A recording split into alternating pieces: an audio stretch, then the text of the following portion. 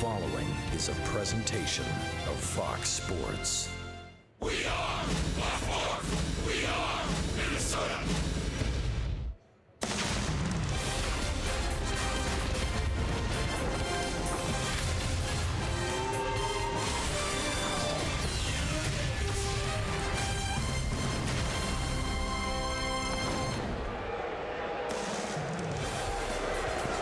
Nice stop by Centeno. They throw to second.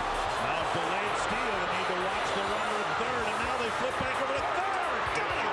That was second. Another one. Got him, and the game is over. What a way to end the game. Out at third. Out at second. And the game is over. That's some defense for you right there. What a finish for the Twins.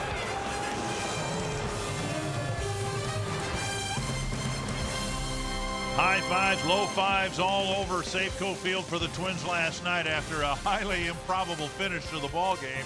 This afternoon, the Twins have a chance to complete a 3-game sweep over the first-place Seattle Mariners. Dick Bramer, Roy Smalley with you for the series finale, and go over the last 5 games now. The Twins have scored at least 4 runs in every game, and not coincidentally, they are starting to hit the ball over the fence a little more frequently. A lot of really good at bats up and down the lineup. We're seeing Eduardo Nunez continue to swing the bat really well. Joe Mauer has heated up. Brian Dozier staying on a hanging breaking ball. Everybody getting the act, of course. The big home run bopper, Miguel Sano, starting to get in that groove as well. When that happens, they start scoring runs the way we envisioned this lineup would score this year. The Twins have won 7 of their last 8 ball games here at Safeco Field, and they would like to complete this series with a 3-game sweep. We'll talk about their starting pitcher and more when we come back.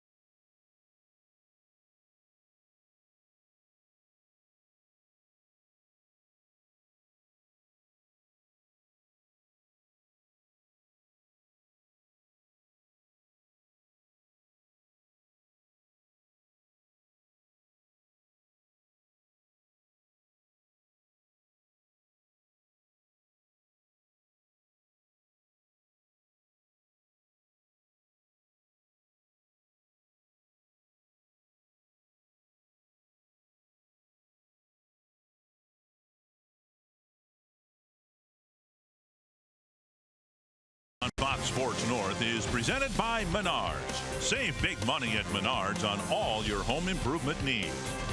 By Dodge. Visit Dodge.com or your local dealer today. and by Sanford Orthopedics and Sports Medicine, for the everyday competitor in all of us. Here in Seattle, the Twins hoping for a 3-game sweep over the Mariners. Ricky Nolasco has not won a ball game in more than a month, and he's never beaten the Seattle Mariners. He hopes to change both of those stats here this afternoon. And we've got the roof closed here at Safeco Field as the Twins do indeed go for a sweep. At the start of the year, the Twins weren't sure how often Eduardo Nunez would play as a utility infielder. Didn't know if he was going to get 8 at-bats a week or whatever. Simply put, this year with some injury situations elsewhere, he's been their best and most consistent hitter. The way he's swinging the bat, they'd like him to have 8 at-bats a day right now. I love the way Eduardo Nunez approaches his at-bats. He stays in the middle of the diamond. He'll hit the ball where it's pitched. Very aggressive in the strike zone. Doesn't swing a lot of bad pitches. He's not afraid to have some ugly swings, to do whatever he can do to get the ball in the field of play going toward the outfield. I really, really like his approach, and so does manager Paul Molitor right now. Twins scored 7 runs on Friday night to win a ball game, 6 last night, and they're doing it against a really good pitching staff, the best statistically in the American League. Felix Hernandez has not been their best starter. It's been the guy going today, Taijuan Walker. Well, Taijuan Walker has terrific stuff, throws real hard. They've wanted him to develop a breaking ball and a changeup, and lately they've gone back and said, hey, more fastballs. You throw it 97, throw it by some guys. But you can see right here, the same ERA as his run support. That's been his issue this year, and I will tell you that if your ERA and your run support are the same, low or high, it's not a good thing. Kind of hard to put together a winning record when that's the case. And so we will have Ricky Nolasco for the Minnesota Twins, Taijuan Walker for the Seattle Mariners. The Twins heading out to Oakland after the game here tonight, and they would like to leave Seattle with one more win.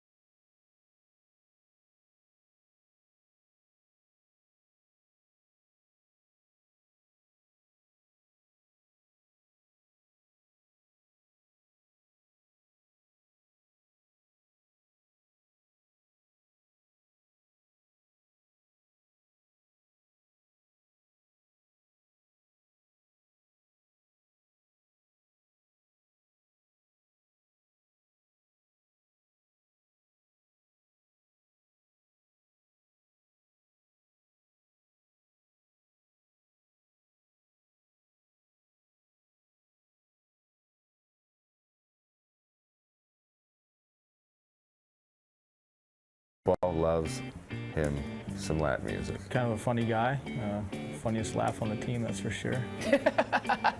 Nooney's a pro. He's played in New York. He's played on the big stages. He played in the playoffs. Guy that's been around a little bit. He knows what he needs to do. He goes up there. He's gonna give you a professional at bat, and he's just kind of the ultimate team pro. Molitor's rotated so many different players through the leadoff spot, and he may have finally found his leadoff batter. Well, he's been an igniter, just like that man was there in his Hall of Fame career. Twins won the season series last year. In fact, the last 3 years, they're off to a good start here this year. The Menards batting order for the series finale. Nunez leading off, then Brian Dozier, Joe Mauer, Miguel Sano, Robbie Grossman, Byung-Ho Park, Eduardo Escobar, Juan Centeno, and Danny Santana. His third 4-hit game of the year last night, and Nunez will lead things off here against Taijuan Walker. You see the numbers with Walker. Very good ERA, not much run support. And first pitch fastball, a strike. That fastball 95. He can get it up a little bit higher than that too. Here's a busted bat and a little pop up left side, and it is the shortstop Sardinius who makes the catch, one away. Northland Ford defense for the Mariners. Seth Smith is in left field. Nore Aoki in center. Nelson Cruz getting right field.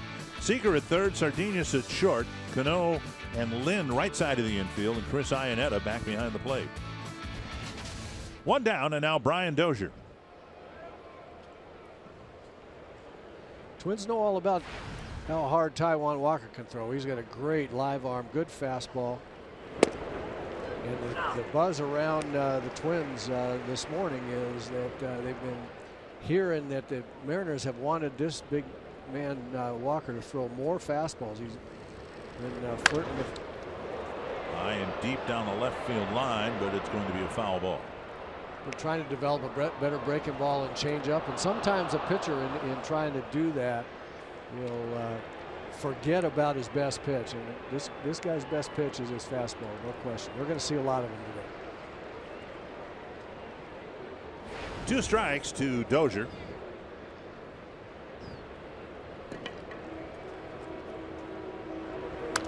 And a pop up back and out of play, very close to the Twins radio booth.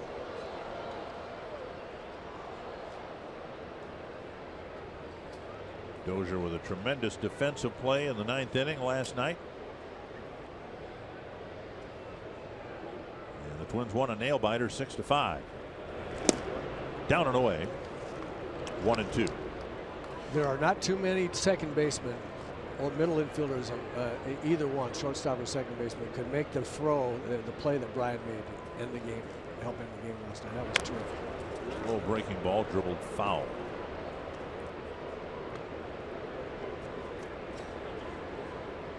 The Twins have, over the last 5 games, scored at least 4 runs in every game, hitting .297 as a team over the last 5 games, and they're doing it against 2 of the better pitching staffs in the American League. First Kansas City, 3 games at Target Field, and now the 2 games here against this top-ranked pitching staff for the Mariners.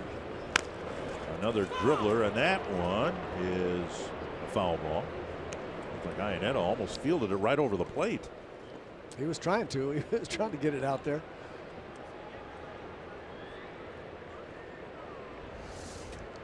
You see Brian foul the ball down and watch the catcher come roaring out of there trying to get it before it, as it gets over the plate. Didn't quite get there. Another 1-2 pitch. On the ground and through, a base hit. So Dozier battling Walker. He gets the first Twins hit with 1 out.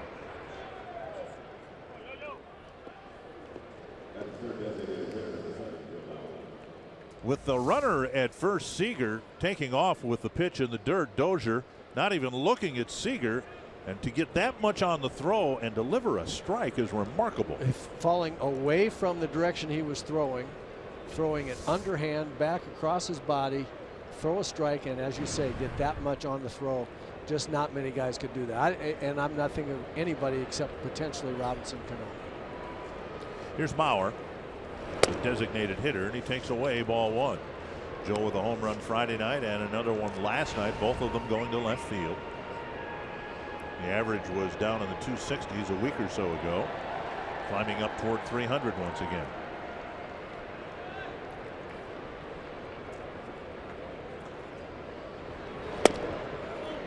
Two and 0. Makes a huge difference for Joe Mauer, for any hitter, and particularly for Joe in this case, to have those balls go over the fence to left field instead of being caught on against the fence on the warning track. It's just such a difference mentally, psychologically, to have those things be home runs and not outs. 2-1. Knowing you can do, knowing again that you can do it. Your legs are strong enough. And Joe, and talking to us last night, was talking about it, having his legs underneath him again. That just means his base is, he feels strong, feels like he can drive into the ball, and getting the success of having those home runs not be outs. It calms you down. It makes you feel like you've got it back again.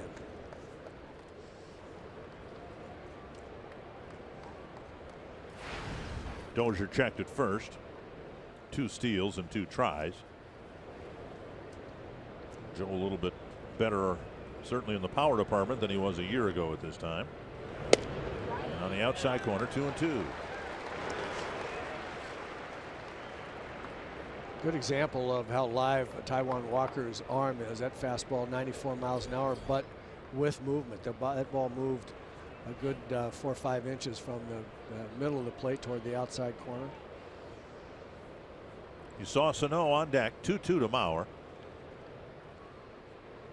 And there goes Dozier, and the pitch flipped foul. Twins have seen Walker before, and there's ample video out there to get a gauge before the game as to whether he's a candidate to run or not. And Dozier, finally seeing his delivery to the plate 3-4 times, decided to take off.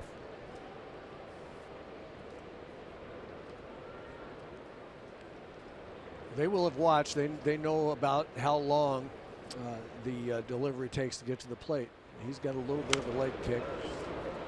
It's a funny leg kick too. He kind of wiggles his foot at the end of it.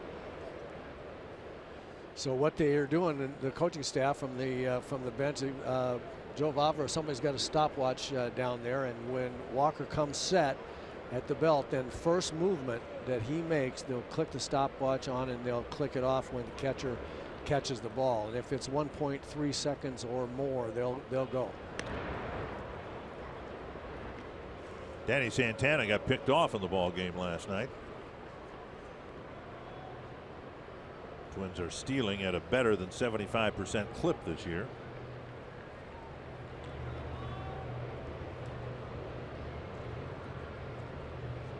Dozier doesn't go. Mauer strikes out, 2 away.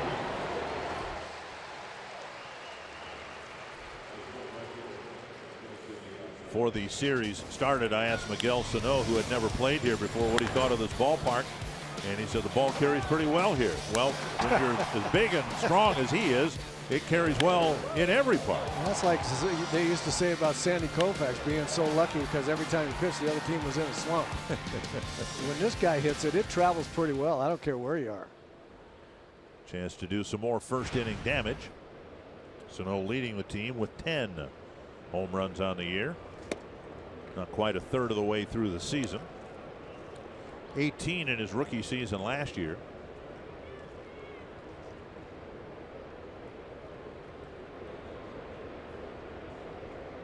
One to 0. Fastball for a strike.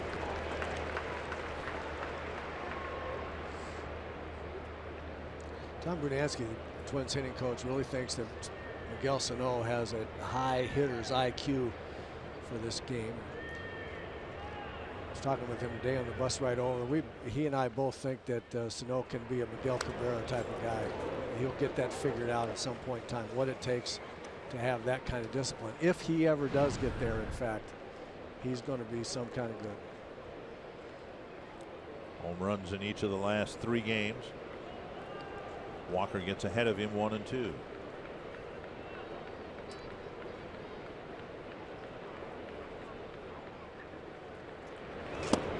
Taken low, 2 and 2. Yeah, good take there.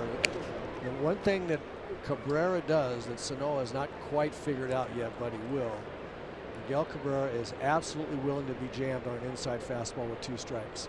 You look for the ball out over the plate, hit the ball the other way so that he doesn't get fooled on breaking balls and changeups so much. And if he happens to get jammed on an inside fastball because he's waiting to identify the pitch, he's willing to do that. That's why he hits 320 or 330 with all that power. And Sano certainly has ability to do that too. 96-mile-per-hour fastball, and Walker finishes the inning by striking out Mauer and Sano.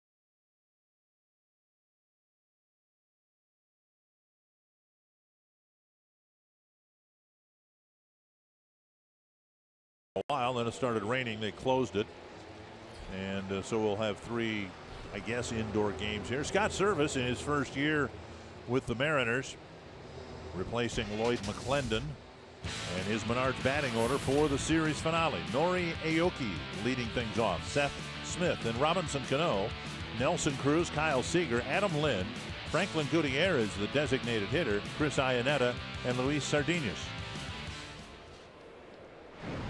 Aoki in the box ready to go against Ricky Nolasco. And a first pitch strike. See, we just saw Ricky's numbers there. As Dick mentioned at the opening of our show, it's been over a month since Ricky's had a win. Nubber. And Aoki is retired at first. A great play by Juan Centeno. Nice stretch at first by Park. 1 down. I didn't think there was any chance that Centeno was going to be able to get Aoki on that play. The ball got out really in no man's land. It was kind of the perfect bunt. If he had placed it, he almost couldn't place it any better than that. Centeno bare hand and throws totally off balance. Gets enough on the throw to get it there, and as you said, Dick, Park made a nice stretch. Here's Seth Smith. Key for Ricky Nolasco is the fastball, and it's funny because his best pitch is his assortment of breaking balls, but his breaking balls are not so much the key. The key for him is command of the fastball. If he can throw the ball on the inside corner to left-hand hitters and right-hand hitters for that matter, but especially left-handers, a la Pat Dean, able to throw it on the inside corner to right-handers the other night, then the breaking balls become effective.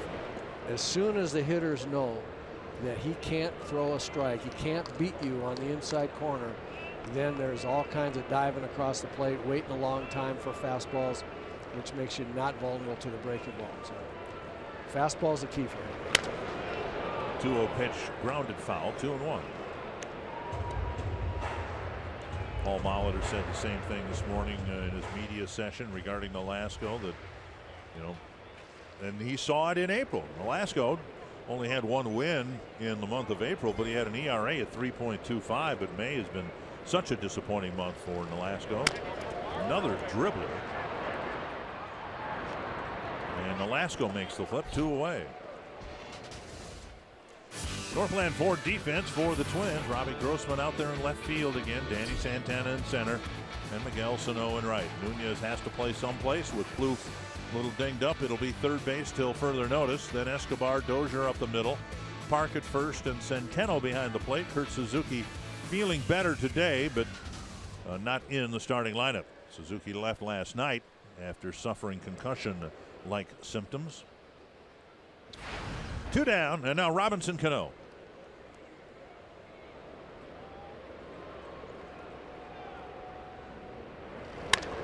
Driven to right. A laser, 1-0.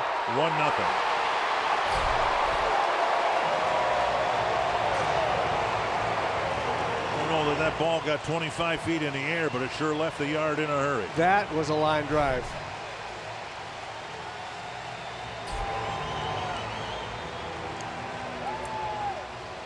For Cano, his 15th home run of the year, his 44th run batted in. Ball kind of middle. It was down a little bit, but Cano, good low ball hitter. That fastball right in the center. He's got such a quick swing. I mentioned before that front elbow just coming down and back toward his rib cage, which brings the big end of the bat right with the hands. Able to hit just an absolute laser there. And now Cruz. Fastball outside, ball one.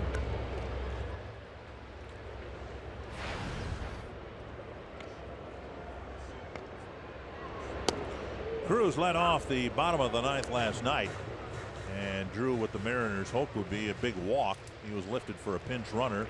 And O'Malley, the pinch runner, was the guy who was tagged out at third base.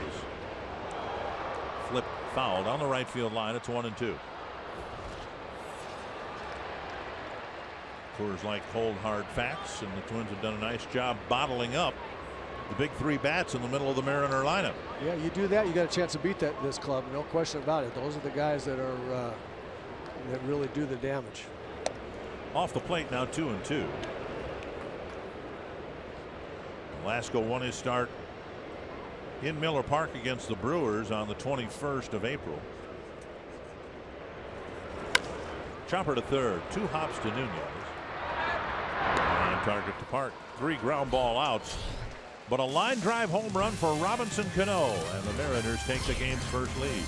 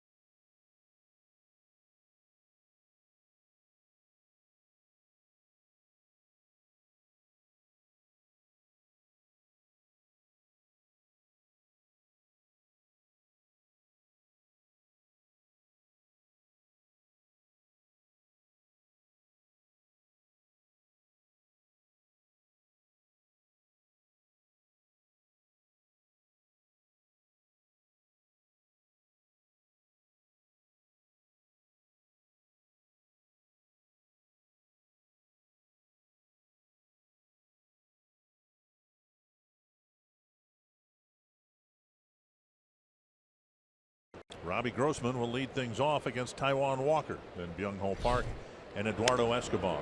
Grossman fouling it back, 1 strike.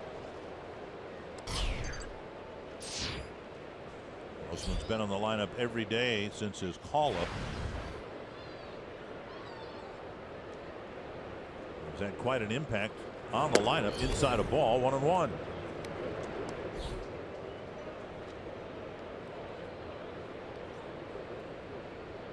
He has swung the bat really well. It looks like he has a plan when he goes up there, does his study on the pitchers, and takes his particular individualized plan up to the plate.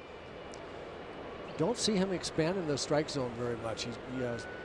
He may not hit every pitch.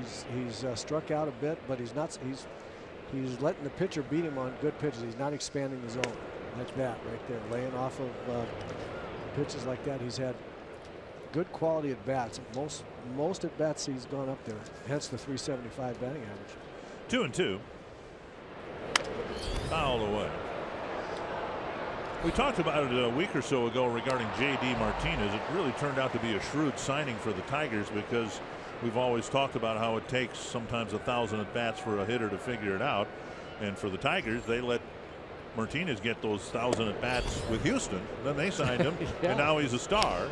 And to a lesser extent, that might be what's happening with Grossman. Talked with Robbie a little bit first day in, and he said, Houston just had so many outfielders. Here's a blast to deep right center field. And this ball is gone. A home run for Grossman over the 380-foot sign, and he has tied the game.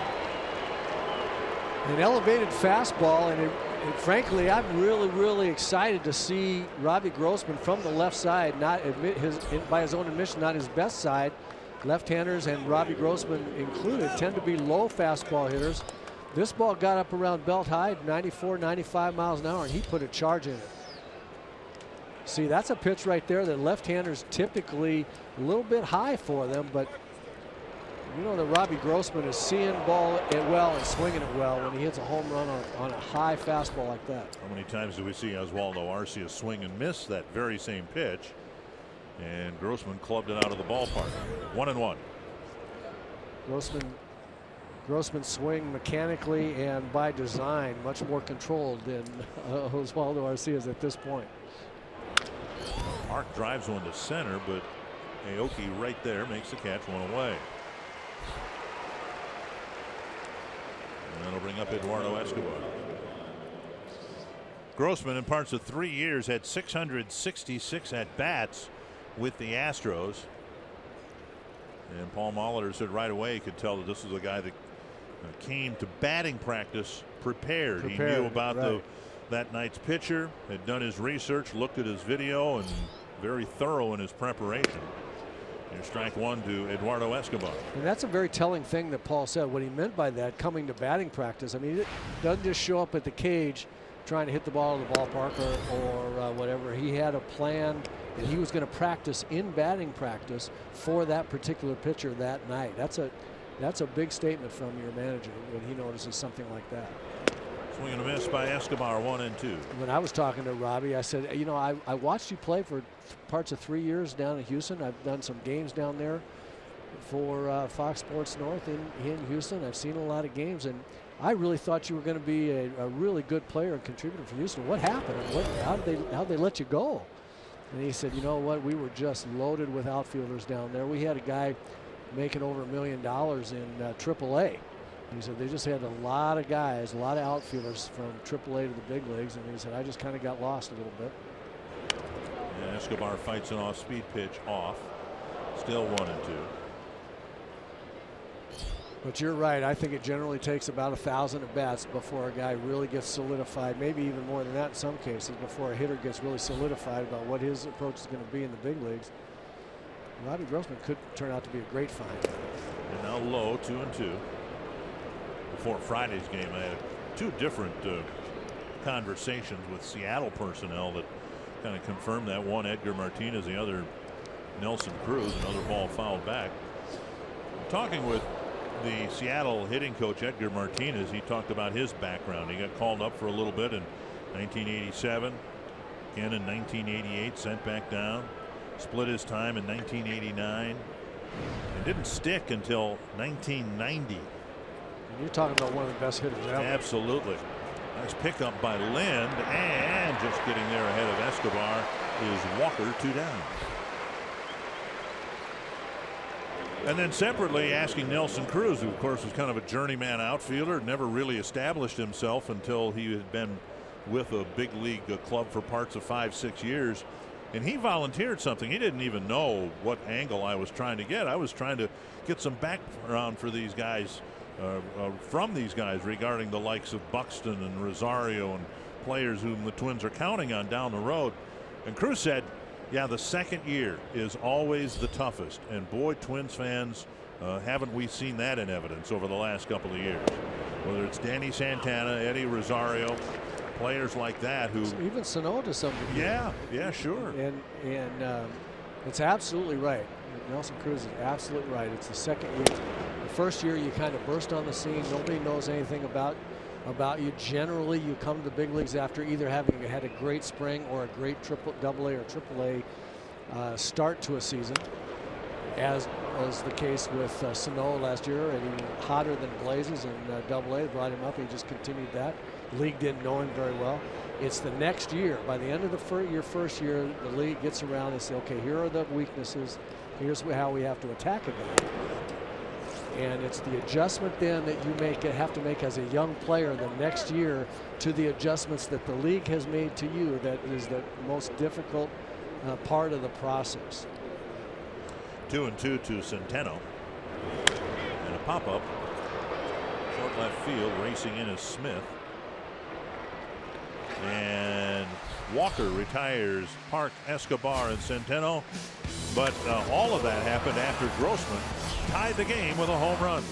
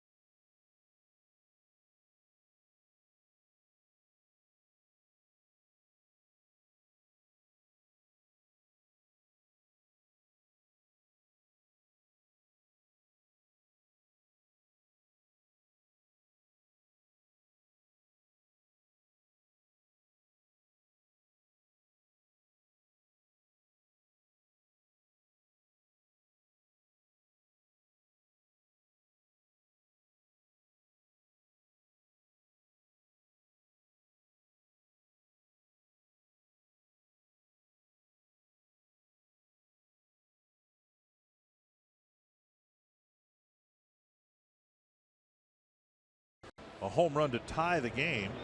The 50th home run of the year for the Twins. It's one apiece. And now Kyle Seager will lead things off for the Mariners against Ricky Nolasco in the second.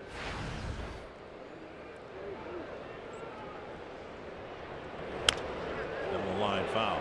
Seager was the runner at first when Kevin Jepson threw a breaking pitch in the dirt in the 9th inning last night.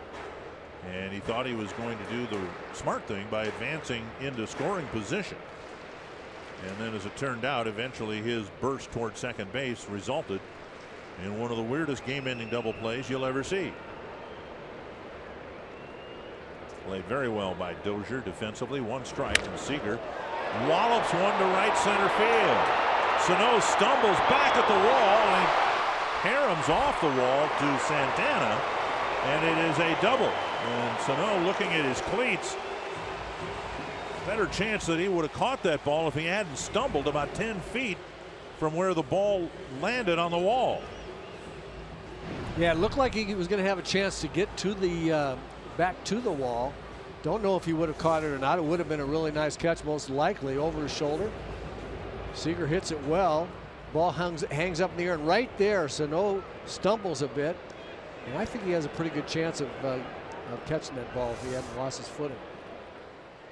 Lead-off double in the second, and now Adam Lind, the batter.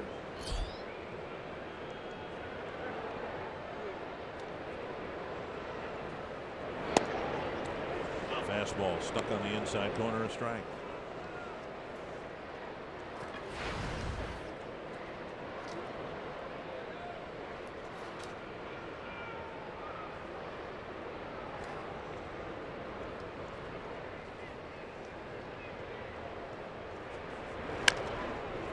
Foul, 2 strikes.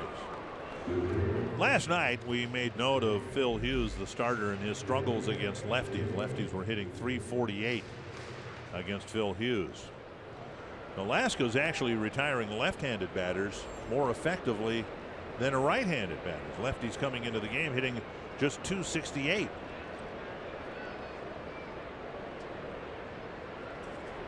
Breaking ball, lifted foul over the Twins dugout. What I've noticed about Nolasco against left-handed and right-handed hitters, and you raise, I think, raise a really good point there. Ricky has had the ability to throw the ball inside the left-handers and then get them out with either breaking balls down at their back foot or little sinking fastballs that, and like we saw in the first inning with guys hitting the ball off the end of the bat. Right-handers, he's had a tendency to hang breaking balls. Hit the inside corner with a fastball, but missed. And you don't see him hanging a lot of breaking balls to left-handers, but you do to right-handers, and it's been that hanging breaking ball for a home run or a big RBI, multi-RBI double or something to right-handers that has really hurt him. 1-2 to Lind. And a dribbler up the line, and Nolasco will get the out. Threw it up the line, cross the line into foul territory to Park. Got the out, and on the play, Seager goes to third. Target Field suites are available for single game rental for groups of 16 to 150 plus. You can enjoy a climate controlled experience, a fantastic view of a Twins game, food and beverage included. Learn more at twinsbaseball.com/groups or call 833-TWINS to schedule your suite at Target Field. Here's hot hitting Franklin Gutierrez. Twins will bring the infield halfway in here. Seager didn't run particularly well. Other than the home run and the double, Alaska's gotten a succession of poorly struck balls put in play. 3 little choppers and then a 2-hopper to Nunez to end the first inning. Both Sano's home run and Seager's double drilled. Alaska will try to get some soft contact here, maybe keep Seager from scoring from third. 1-0. Yeah, the Cano home run and Seager's double, high fastballs that didn't sink, and all the other fastballs have been pretty good movement down the zone. That kicks away from Centeno, and the run will score. A wild pitch, and Seager comes in, and it's 2-1.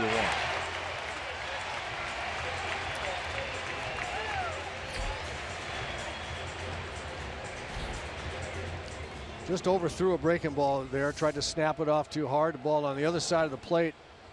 Centeno just couldn't quite get out there to get his entire body in front of it. I thought Tim Laudner was really, really good today during our pregame show, talking about the nice block that Centeno made to start the game-ending double play. There's a good sinker right there, the one we're talking about that they've been hitting over the top of it.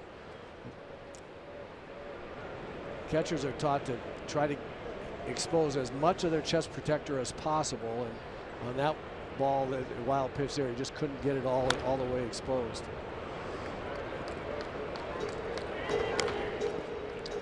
Tim Laudner doing a good job explaining where catcher's elbows need to be and everything, and in order to get the maximum exposure to the chest protector, because when the ball hits that, then it deadens, stays right in front of you. 2-2. And now a full count. Chris Iannetta on deck.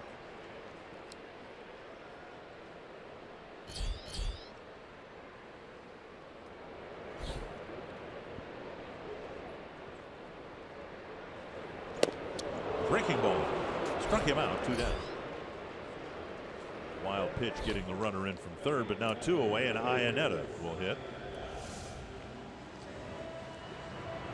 Good curveball there. Good late break. Gutierrez, it's funny. Hitters are funny. If something snaps in our minds every once in a while. He laid off 2 in a row like that, and worked his way back into the count, and then swung and missed the same one he'd been taking.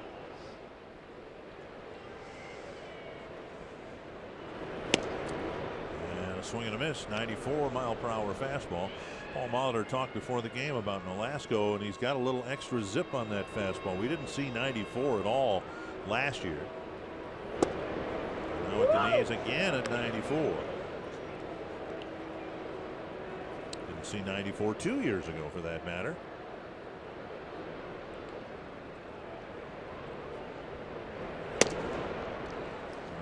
Off the plate, 1 and 2. So far, if you analyze Ricky's first 2 innings, he's given up 2 runs. He gave up a laser to Cano on a low fastball. Okay, Cano's going to hit some home runs off anybody. That's all right. And this run here was a result, really, of the only bad pitch I think he's made. The high fastball that Seager hit. And if Sano doesn't stumble in right field, maybe he catches that. Maybe he catches that. But after that, it's been a nubber and a strikeout. The run result of an overthrown curveball, wild pitch, but not too bad so far. Breaking ball left up high, buckling Iannetta. It's 2 and 2. I think pitchers have to understand that it's most important to throw strikes, and every once in a while, good major league hitters are going to take a strike and hit it out of the ballpark, like Cano did. Pat Dean did a wonderful job of having that mindset the first night. Gutierrez hit that ball in the seats for a 1-0 lead, and the crowd was going crazy. King Felix on the mound, 40,000 people, and he didn't let that get to him. He just stayed right with his program, ended up pitching a great ball game. Pop up behind second base.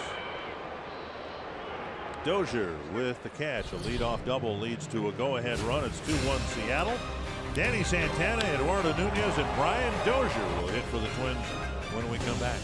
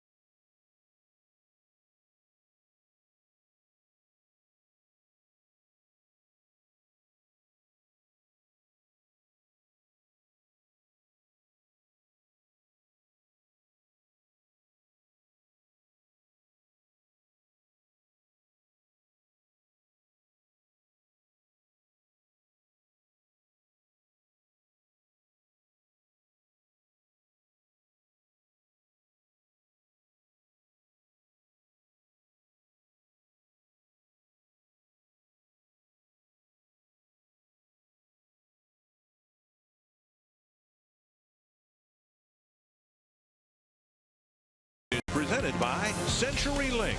Switch to CenturyLink Prism TV for an advanced TV experience.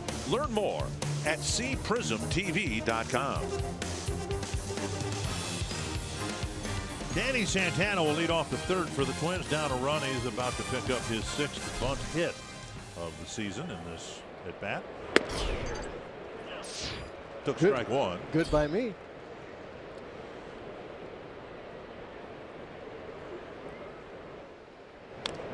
Not in this at bat, apparently. 0-2. Santana, Nunez, and Dozier. Twins getting a run on Grossman's home run, leading off the 2nd inning. The 8th home run allowed in 52 innings by Taijuan Walker. It's hit to left. Smith retreats to the corner. 1 down. Eduardo Nunez with a 4-hit game last night. Been a godsend for a lineup that's otherwise struggled to score runs. Michael Jordan, his favorite athlete growing up.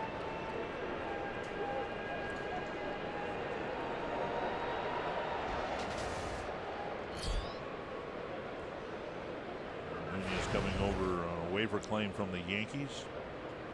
And you think back to opening day and what limited role Nunez was going to play, given the fact that the super utility player was supposed to be Danny Santana. Buxton was in center, and it was Santana that was going to be given most of the playing time in a utility role, both in the outfield and the infield. And you know why Eddie Nunez is on this team. That everything that you said being the case, because in the 7th inning or 8th inning or 9th inning, in a pinch hit role, he pops one up there. And Lynn takes charge, puts him away, but Eduardo Nunez has just had a penchant for delivering really quality professional at-bats in a pinch hitting role. Really big hits. Line drives against tough pitchers in late in games as a pinch hitter. That's really valuable. The manager knows that he can send a guy up there that really has a chance to get a hit. And he's basically just hit his way into a spot where Paul Mahler's got to find a lot of at-bats for him. Here's Dozier with 2 down, a breaking ball and strike 1. Mariners have alternated an exaggerated shift with Bryan. They did not have it on in the 1st inning, and he grounded a single right about where Robinson Cano is standing now. Pitch fouled away, 0-2.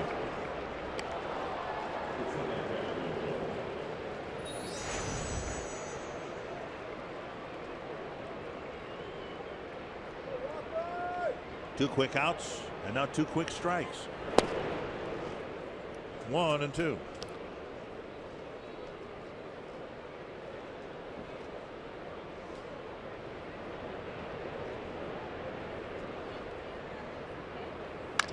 Chopper to short. Sardinas charges, fires on the run. It's a good play, and it's all very quick. 1, 2, 3, third for the Twins.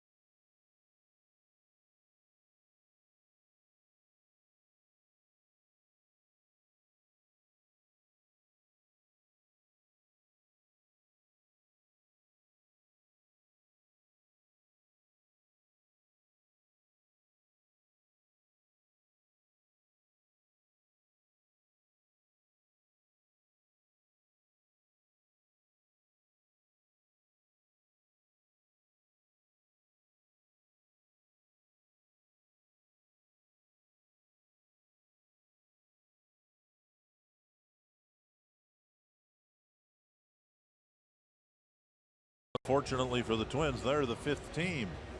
The Kansas City Royals dealt yet another blow yesterday. Our Sanford Health injury report. They did not put, the Royals did not, Salvador Perez on the disabled list, but they don't expect him to play for a week or so. And a week after losing both Alex Gordon and Mike Moustakas, and now maybe the most indispensable Kansas City Royal, Salvador Perez, will miss some time because of yet another self-inflicted injury, because he ran into his third baseman, Chesler Cuthbert. Line foul.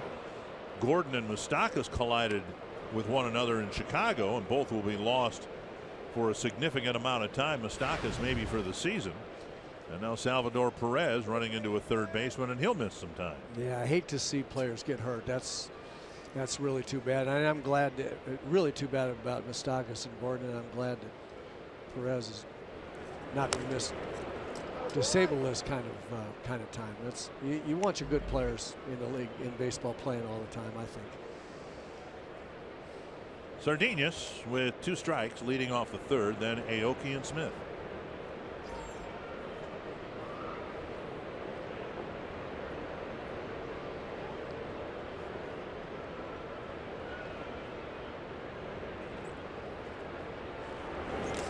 And breaking ball gets a swinging strike 3.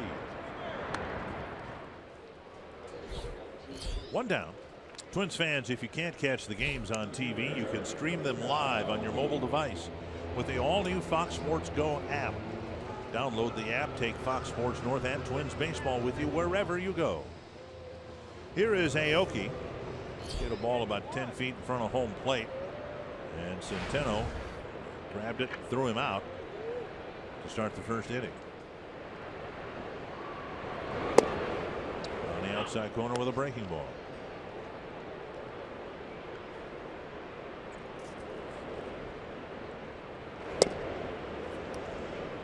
1-1. And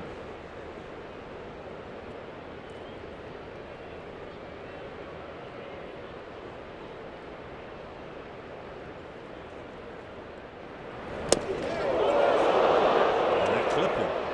And Aoki will go to first.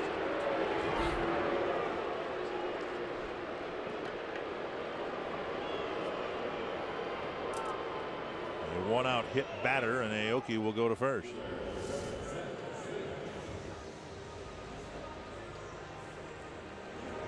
His right knee area, below the knee.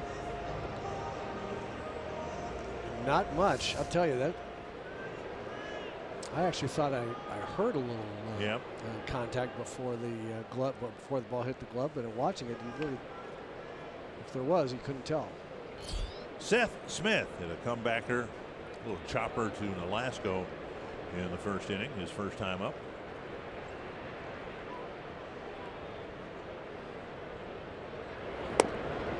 Ball 1.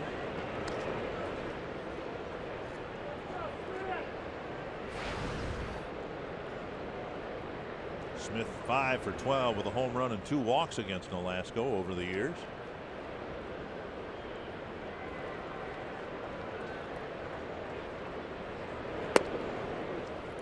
And now 2-0.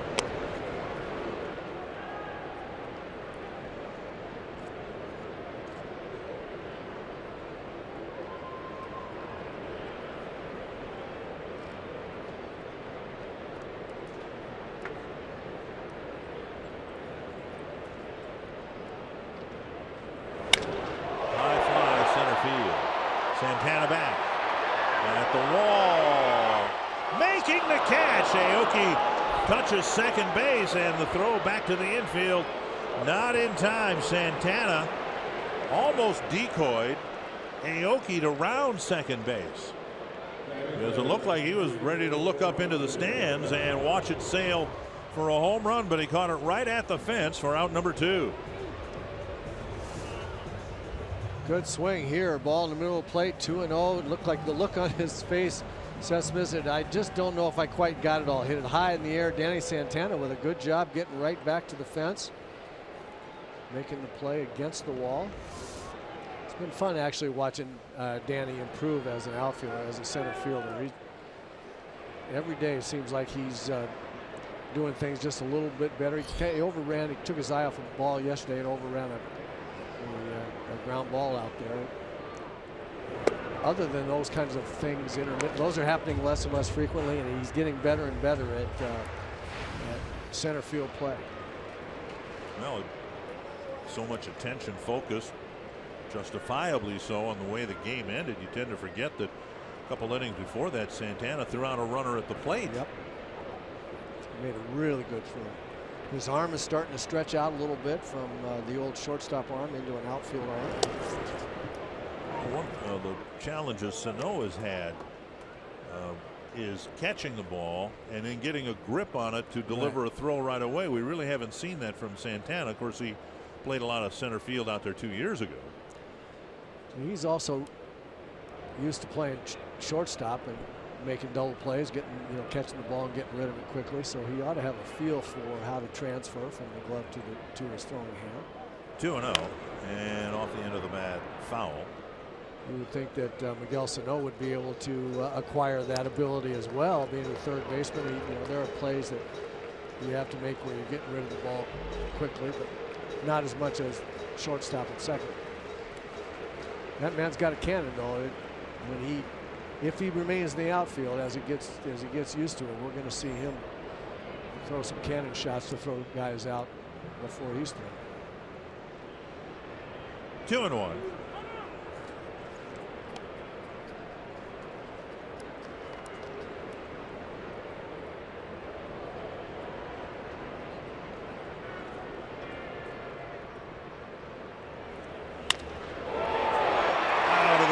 Of Escobar. And Aoki goes to second.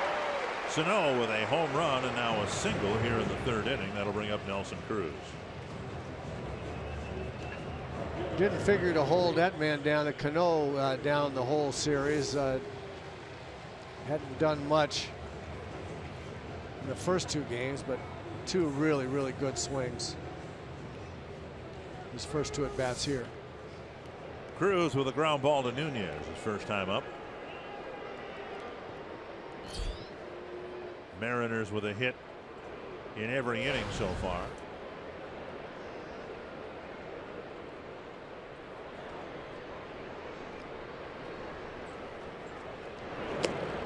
Ball 1. We're talking about Cruz in the chat I had with him before the game on Friday about how the second year is always tough.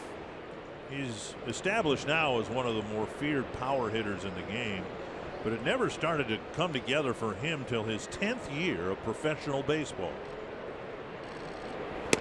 Check swing. No swing. Started in the Mets organization in 1998, and it took until actually his 11th year for him to emerge. 12th year, actually 2009, I guess that's 12 years, when he finally emerged as a serious power threat with the Texas Rangers. Was an all-star that year. 2-1. Well,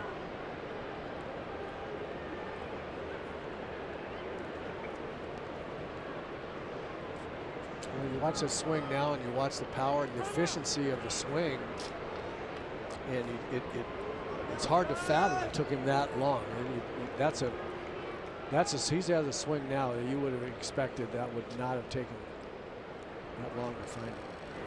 Chop foul, 2-2. You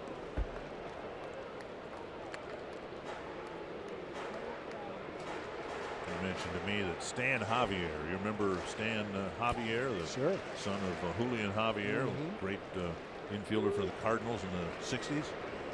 Gave him the best advice he ever got. And said, Stan Javier said, be yourself. You will listen to everybody try to give you tips, and they all mean well, but you've got to be true to yourself and be the type of hitter that you know you are. Cruz strikes out, and Nolasco leaves a couple of batters on in the third.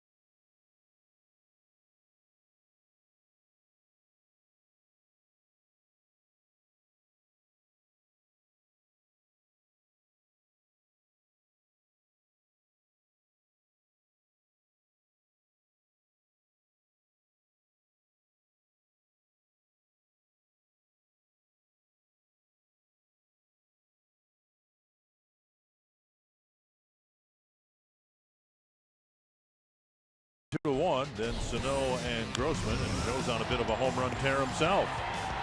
He sure is. That ball going out to left field, reminiscent of his big home run year in the Metrodome.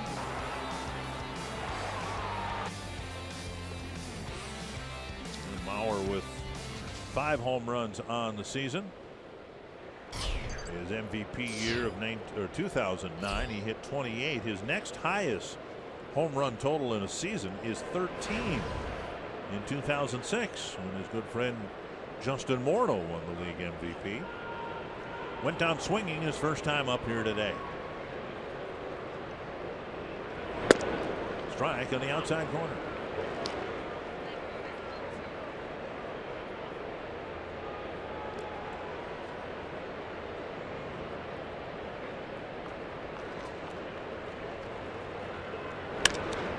To left, Smith retreating, and that's gone. A home run.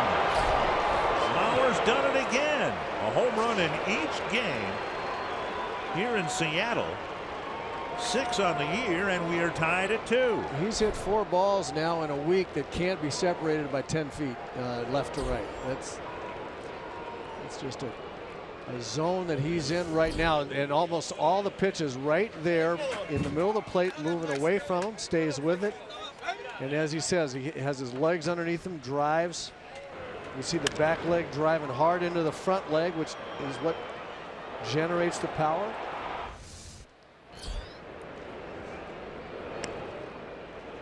We've seen more opposite field home runs hit here, with Gutierrez hitting one the other night, and now Sano lifts one high and deep to left.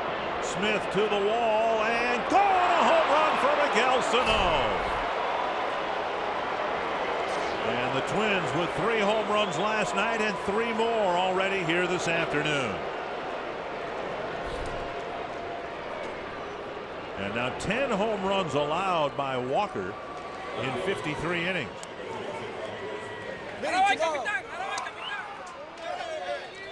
Well, that big man's going to hit 30 of them on a regular basis. That's a fastball right down the middle. He got beat on a fastball his first time up. He was ready for it this time. That ball just a little bit lower. You see Nate Diamond out there in the bullpen protecting Eddie Guardado. That's funny. Grossman homered his first time up. He goes after the first pitch and fouls it over the screen.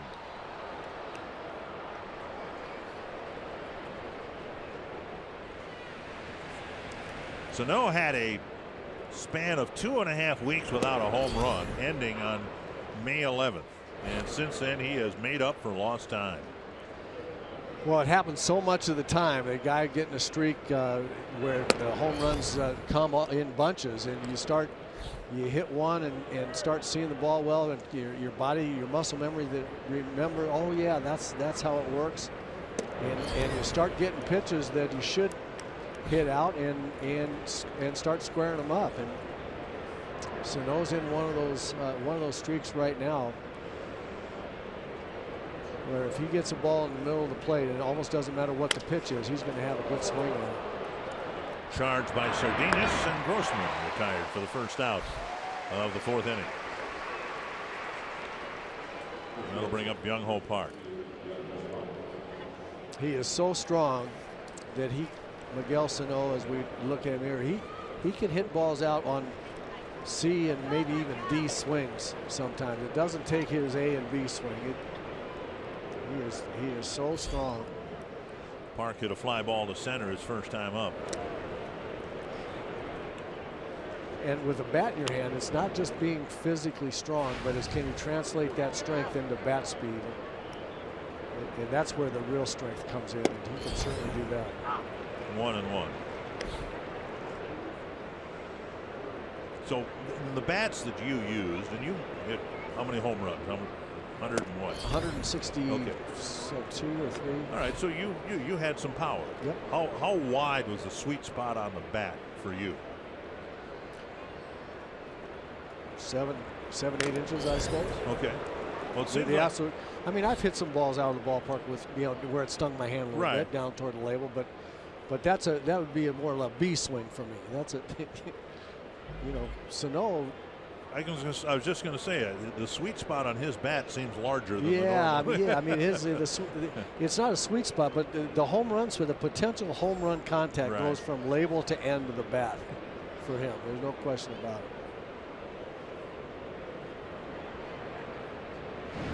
it. 2-2. Trevor Plouffe with home runs in 4 straight games 4 years ago. 2-2 to Park, who's got a bit of a home run drought going himself. Last home run was in Cleveland on the 13th of May. Half swing. And it's 3-2. Of course, Park knows that feeling too, with 105 home runs the last 2 years in South Korea. And he takes up high, and he'll take a walk.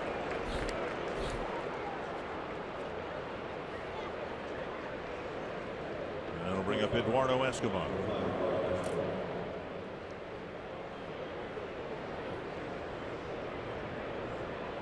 Escobar with a ground ball to the right of Adam Lynn made a nice play. Escobar hustled it out, but Walker got there to receive the throw, record the out. Back in the second inning. See if the Twins can make Taijuan Walker pay for that base on balls. Escobar tried to dial long distance. 1 strike. Good fastball there, but you know what guys are swinging well and what guys aren't. And so throwing the ball down the middle to Miguel Sano, not a good idea. Walking a guy like Young-Ho Park, who's really has been struggling of late. You know when guys aren't swinging the bat well, and to walk somebody on 4 pitches that's really scuffling, that can lead to bad things. Left center field where Smith comes in, makes the catch. 2 away. We'll bring up Centeno. You can follow Twins baseball live with the MLB.com at-bat app. Customize at-bat to feature the Twins. Stay up to the moment at any moment with game day, live game video highlights, StatCast, news, and more. Blackout and other restrictions apply. Download MLB.com at-bat, the #1 app for live baseball on your phone and tablet. Here is Centeno. Hit a fly ball to left. His first time up. They take strike 1 at the knees.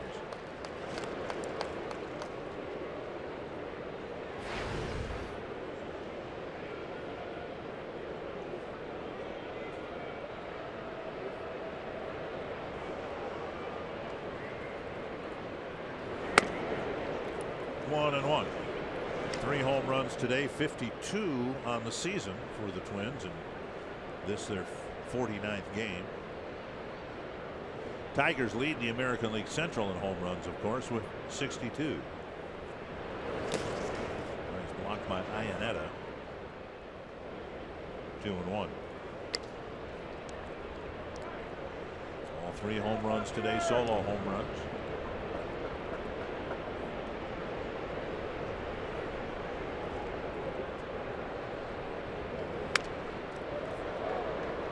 Two and 2.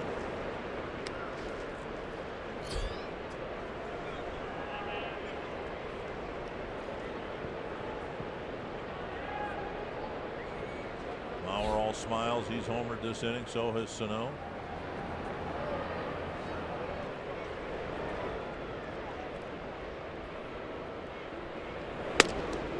And now a full count. That'll allow Park to leave early from first. Good solid at bat going, plate appearance going here for Centeno. I've been impressed with him. He's done a nice job behind the plate as a backup catcher role, and he has good quality at bats. All back. With Park off. He sees a lot of pitches. He fouls off a lot of pitches. He's tough to be a sometime catcher and be sharp at the plate, but he always seems to me like he has a chance to square the ball up. Pretty solid approach. That's hit to left center field. Retreating is Aoki all the way to the gap. That ball hits the base of the wall. Park was off with the pitch. He'll score on a Centeno double. Again to the opposite field. A blast to make it a 4-2 Twins lead. Well, that is finishing off one really good plate appearance right there by Centeno. He finally gets a ball he can handle in the middle of the plate and puts a charging one to left center. Good solid swing. Park off with the pitch, so he'll score easily.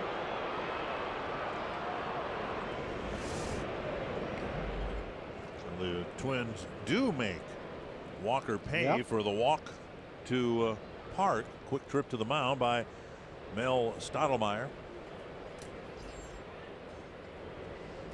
3 on the board for the Twins here in the 4th, and now Danny Santana. Just it feels like when a pitcher walks a guy that's struggling, any walk is not, it for me is just not good. Dribbler up the line.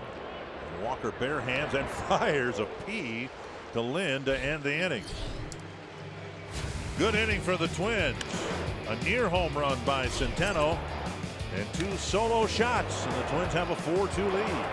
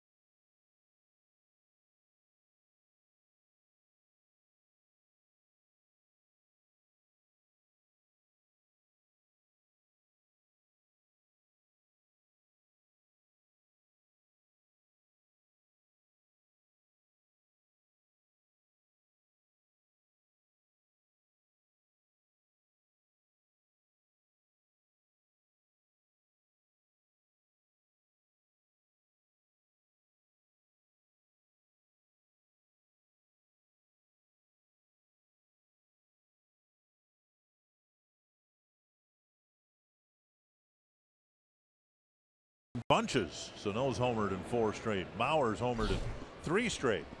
Carsoup.com trivia question since 2014. Way back when. Which American League team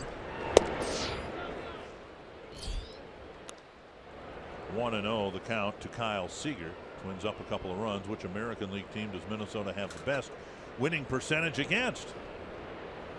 This is a holiday version of the Carsoup.com trivia question, because I think this one is pretty easy.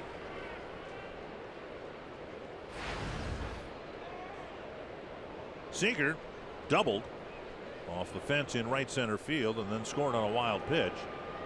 That gave the Mariners a 2-1 lead, but now they're down by a couple. Down and in, and it's 2-1. Lind and Gutierrez will follow here in the 4th.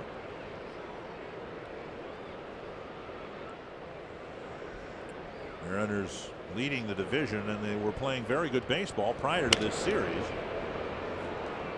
Twins won fairly handily on Friday. The dramatic win in yesterday's game, and now they've got a 4-2 lead in the middle innings today. Twins bat starting to come alive. If the starting pitching can just give them a chance, just keep them in the game, they're starting to get their get a feel for it offensively. 2-2 off the plate. Again, Lind on deck.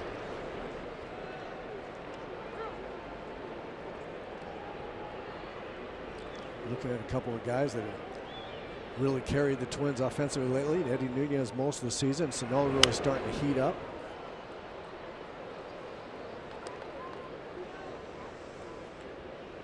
Joe Mauer starting to swing the bat like a third place hitter again. That man Robbie Grossman coming in and hitting 5th, 6th, and 7th, delivering some big RBIs. And a breaking ball gets a swing and a miss. Centeno fires to first. 4th strikeout for Nolasco. 1 away. Let me ask you, because I asked Paul Molitor and he just kind of poo-pooed the whole idea of a hitter coming in and improving everyone else's at bats just by him going and doing his thing. There's a breaking ball in the dirt. Centeno scooped it up and threw to first. And Paul said, well, you know, Twins got a really good role model in terms of a guy who at bat after at bat gives you a competitive at bat. And of course he's right with Joe Mauer, but it sure seems like Grossman's been that type of hitter as well. It does seem like, and I appreciated your question, Paul, and appreciated his answer. He did poo-poo it a little bit, saying, you know, one guy can't. I mean, really, Robbie Grossman's going to make everybody watch him when you've been able to watch Joe Mauer all these years. But it does seem, whether it's causality or not, there's a. It certainly seems that since Robbie Grossman's been here, all of the at bats up and down lineup have gotten better. And I really think that has a lot more to do with just the fact that you had one more guy in the lineup. You added one more run producer. And Robbie Grossman got some big hits, you know, right away. And hitting gets contagious. And so rather than saying that they watched his at bats and how he went about his business and that made everybody better, I think it's more the fact that they've been struggling. They've just scored runs. They've been trying to find their swings. And just when they start to get something going, then somebody makes an out and they don't finish off an inning. But adding Grossman, who came in right away and drove in some big runs and got some innings started, it gave everybody some excitement about the chances for their lineup to score. I think it was more about that. Now full count to Lynn. Alaska was ahead 0-2. I think I mentioned in the broadcast yesterday that, you know, the 6th place spot in the lineup, the 7th place spot in the lineup in the American League, you get a lot of chances to drive in runs. It's an important spot. To the left field corner, and Grossman on the grass, I should say, makes the catch 2 away.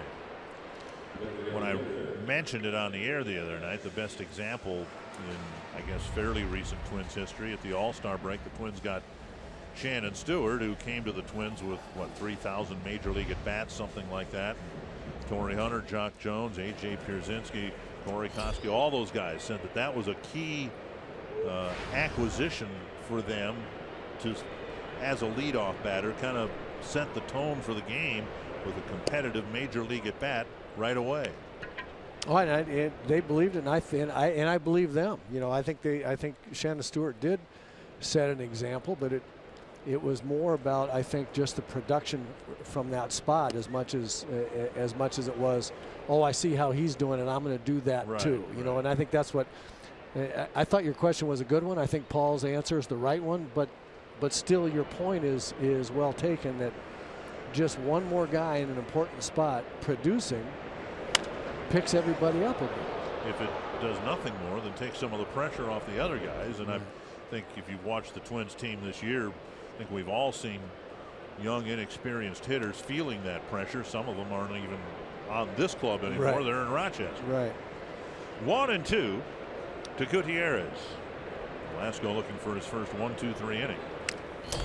Foul back. Speaking of those guys, Byron Buxton, the Twins minor league player of the week last week in Rochester. He had 478, 3 home runs and 3 doubles. And Eddie Rosario's got a 5-game hitting streak where he's hitting over 500. So good. He's picking things up in AAA as well. 1-2.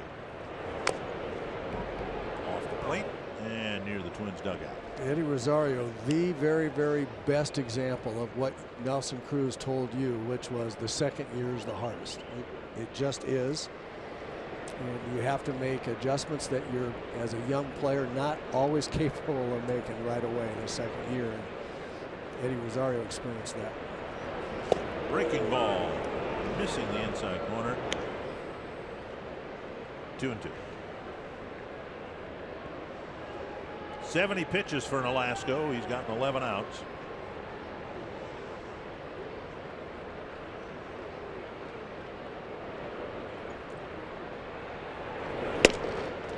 And a called third strike, buzzed a fastball at 94 on the outside corner. Nolasco has a 1-2-3-4.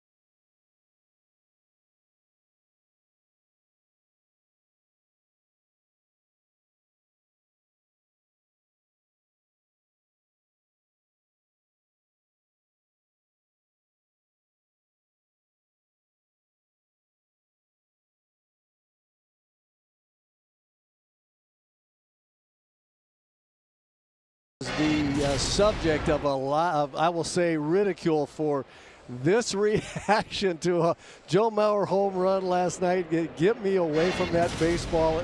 And today, watch this Sano home run. Nate Dahman out there protecting Eddie. Don't worry, Eddie. Baseball won't hurt you. That's so funny. I was sitting with Tom Bernansky on the bus ride over. You know, Eddie Guardado is an instigator and a troublemaker in a good way in the Twins clubhouse. And boy, were they on him last night about him shying away from that home run. And Bruno told me, he said, you got to get Eddie Guardado. You have to show the fans how he acted like a little baby. They were calling him a little baby and all. Oh, Eddie, you were so tough. All those years, took you so long to establish how tough you are, and you were shying away from that ball. They were unmerciful. They really were.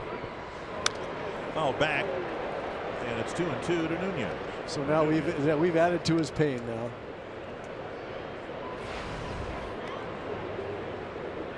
Nunez with a couple of short pop-ups in today's game. Then Dozier and Mauer in the 5th against Taijuan Walker. High chopper. And Cano catches, flips, and not in time. Not much Cano could do about it till it came down, and by that time Nunez was about 5 feet from first base. Yeah, he runs really, really well. This is what I like about Nunez. He's willing to have ugly swings to make contact and do the best he can to get on. He doesn't have to have the perfect swing all the time. With 2 strikes, he'll do whatever it takes. And so most of the time, whatever it takes does not include a helmet. Dozier in his 3rd at bat, facing the infield shift, and with Lind holding on Nunez. That huge hole on the right side of the infield for Dozier. Singled about where Cano is standing right now in the 1st inning, and then hit another ground ball to short in the 3rd. A pop fly single to right center field last night. Dozier still has not repurposed, I guess, the right side of that infield. He hasn't driven the ball to the right side at all since getting a couple of starting assignments off. Well, it's going to take a little time. He's worked for several days now with Tom Bernansky, hitting the ball to right field just to keep him on the ball a little bit longer, solidify his mechanics. Oh, Dozier hit on the helmet.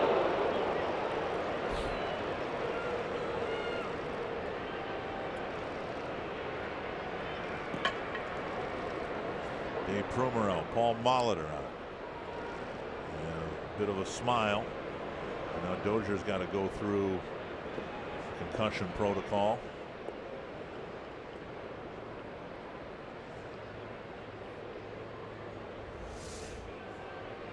Fastball up and in that just keeps tailing. That pitch right there is next to impossible for a right-handed hitter to get out of the way of from a right-handed pitcher. You always start your stride into the ball before you really see it. Then when you do see that fastball up and in, that you just can't get away from it. It's tailing right toward you. And Brian very, very lucky that ball hit him in the helmet and not anywhere else, because you just can't get out of the way of that.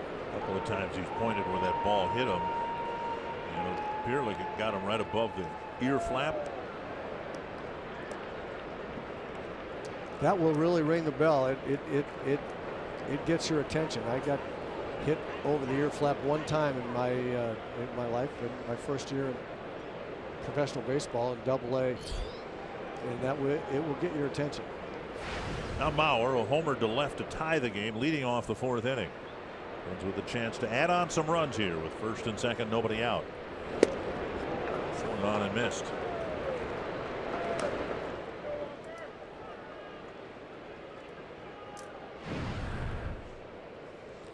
Walker came into the game with an ERA of 2.70. The Twins have scored 4 earned runs against him already. And a chance to do more damage here in the 5th. Mauer chases a high fastball and a foul ball, 0-2. Funny thing about hitting,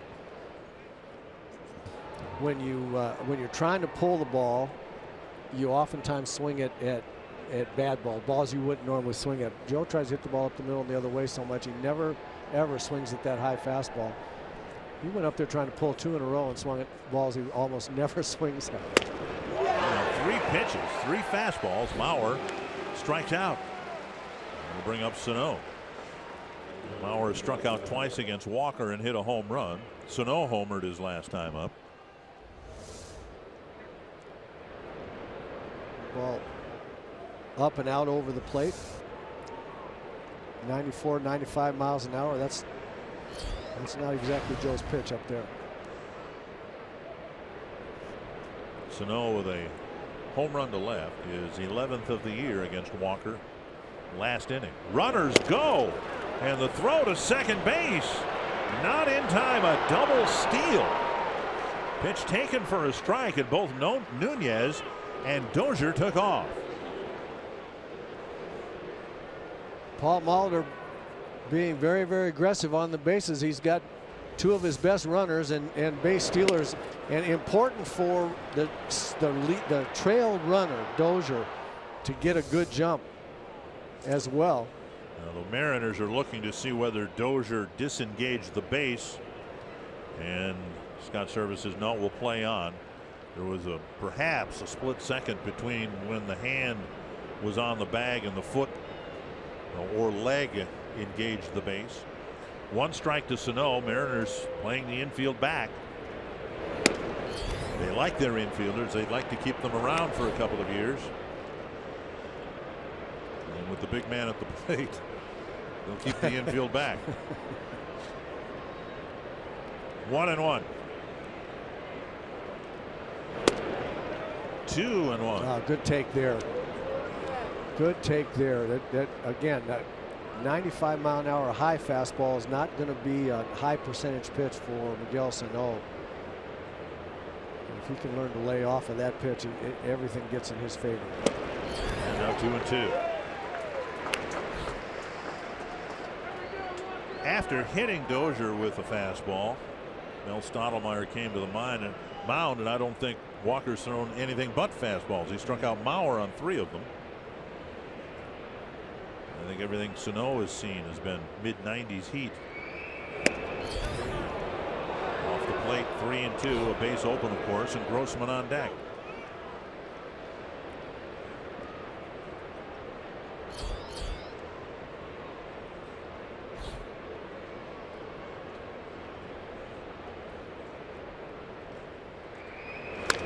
Little foul into the Twins dugout. Breaking ball there, 3-2. You're right. He'd seen all fastballs, and then we got a little wrinkle in one, which you can afford to do. Try to trick somebody in a otherwise fastball count when you have first base open. 3-2 to Sano. Ball 4, he walked him. In the inning, Nunez with an infield hit off the plate. A hit batter, a walk, and now Grossman with a chance to bust the game open a bit. Yeah, big walk right there by Miguel Sano. Actually, that loads up the bases, and Scott Service has seen enough. He's not going to let Robbie Grossman hit against Taijuan Walker. He's swinging the bat too well. Walker not really commanding his pitches, and he's not going to let hot Robbie Grossman get another shot here with the bases loaded. So Walker leaves with 1 out in the 5th, trailing 4-2.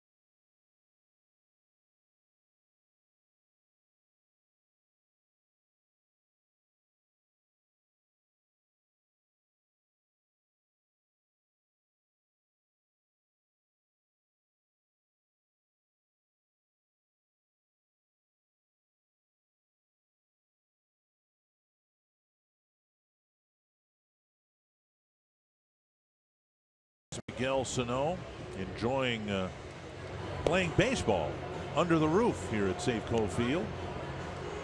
The Twins have a chance for a sweep here. They're leading 4-2. The bases are loaded, 1 out. And Nuno will come in to pitch to switch hitting Robbie Grossman.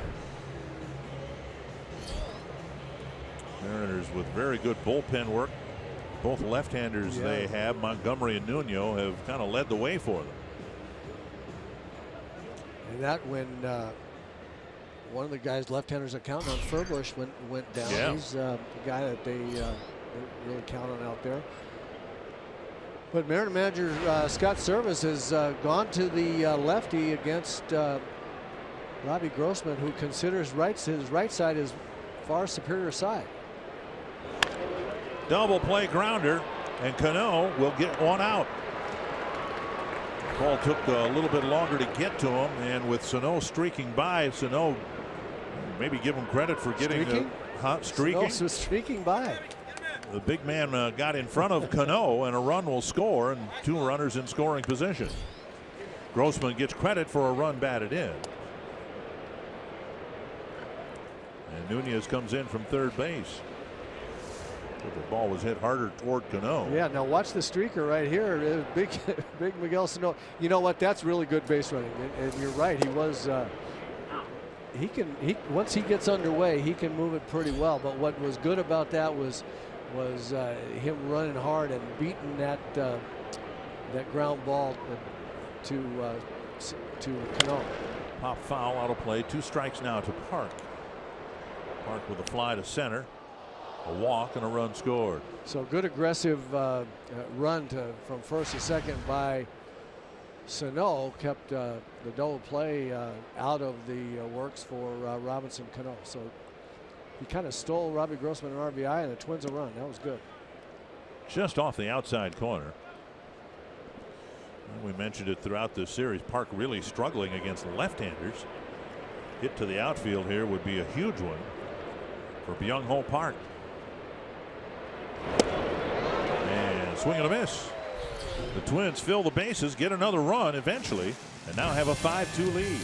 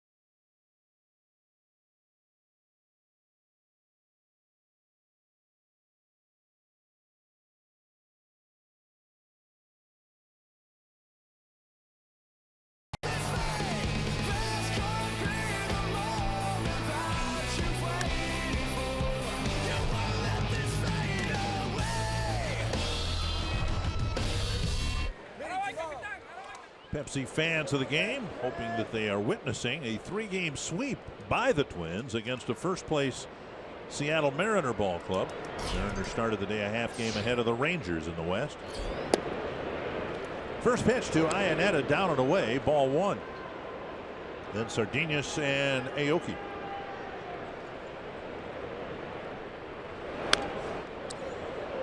Mariners got a home run from Cano in the first inning, a leadoff double by Seager, eventually a run again in the second. And since Seager's double leading off the second, Nolasco's allowed just one hit.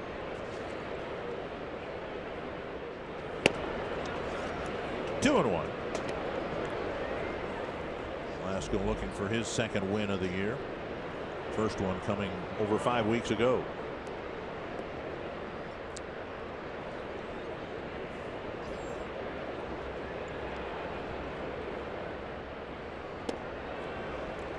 Three and one. Yeah, it's been an interesting beginning of this outing for Ricky Nolasco. Best pitches of breaking ball, or 2 speeds of breaking ball normally, and he's had a really good fastball today. 3 and 2. Not that he's had the perfect command of it on the corner, but he's thrown a few at 94 miles an hour. He's impressed some hitters with it inside and then thrown it right by him up and away.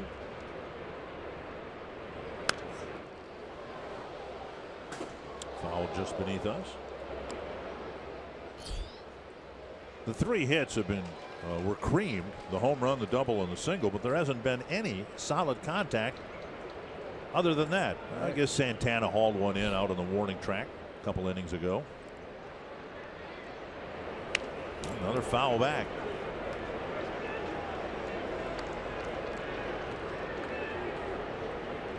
Iannetta hitting 8th, Sardinas 9th, and then Aoki.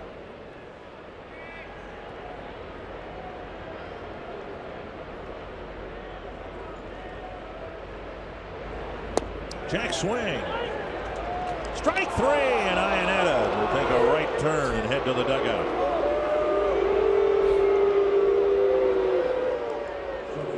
No argument. Nope, he knew it. He was going to try to act his way into that. Yeah. That's a swing. 1 down, and now Sardinas.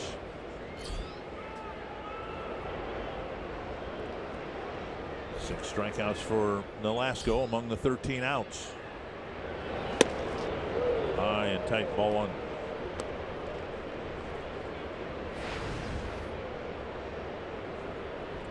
Sardinas homered in the game last night. On the ground, right to Dozier, down to a knee. 2 down. Saturday, MLB returns with a game you can only see on FS1. The Rays take on the Twins at 2:30 Central. Then it's baseball night in America. The Yankees battle the Orioles for position in the AL East at 6 p.m. Central on your local Fox station, or you can watch it live on Fox Sports Go. That means I got another day off coming up on Saturday. We've got tomorrow off because we're not televising tomorrow. The game's on TV. We're not doing it. Fouled away. Your wife Chrissy's on the road trip, so I'm assuming you've made plans for the 3 of us to. Yeah, you're welcome to join me as I'm shopped till I drop on, up and down the streets of San Francisco. Well, maybe I'll go in a different direction then. 1 strike to Aoki. There's a bunt. Centennial springs out of the box and fires to first. Good inning for Nolasco. Another 1-2-3 inning. He's retired 7 in a row.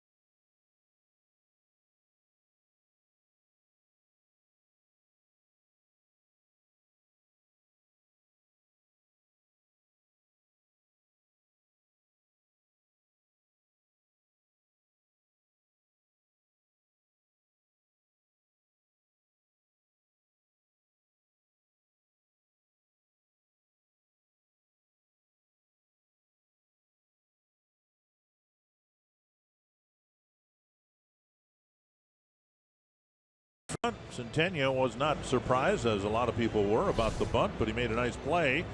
Look throw out Aoki. Look where he comes from in that crouch way, sitting on the ground. He bounces right out of it, grabs grabs it with his bare hand, fires the first. Nice play. 5-2 Twins in front. And now Escobar, hitting right-handed, will lead off the sixth, followed by Centeno and Santana. 2-0.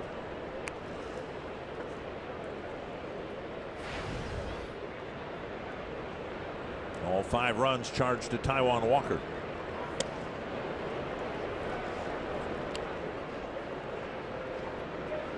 Season high 5 runs charged to Walker. 3-0 to the leadoff man on the sixth. And a strike. White Sox had another bullpen implosion. They have been swept by the Kansas City Royals.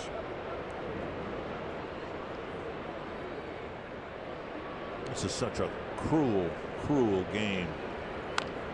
Yes, it is. White Sox first 5 weeks, 6 weeks of the year, they couldn't do anything wrong, and now for the last 2 weeks or so, they haven't been able to do much right.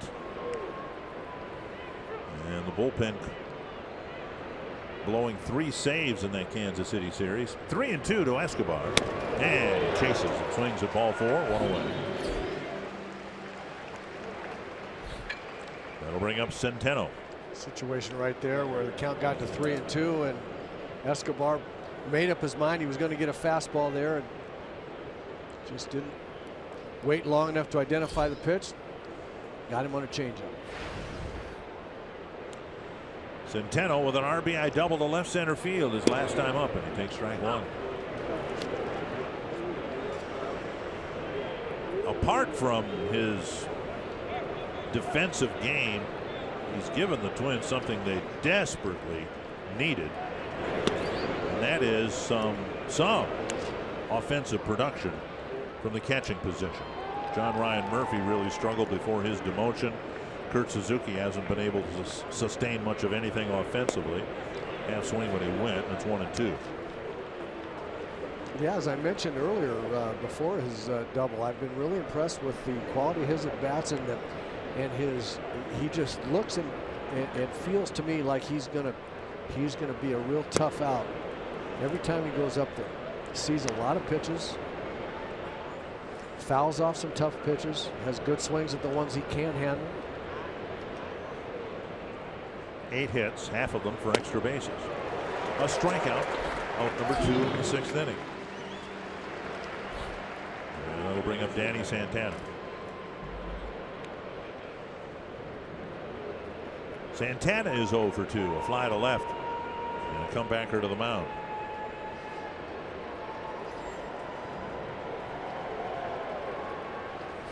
Danny's got to get himself going right-handed here. This is actually this is good for him. Just see some more pitches. High fly to center field. That is chasing Aoki back to the wall, and he makes the catch. About 400 feet from home plate. And Nuno has a 1-2-3-6.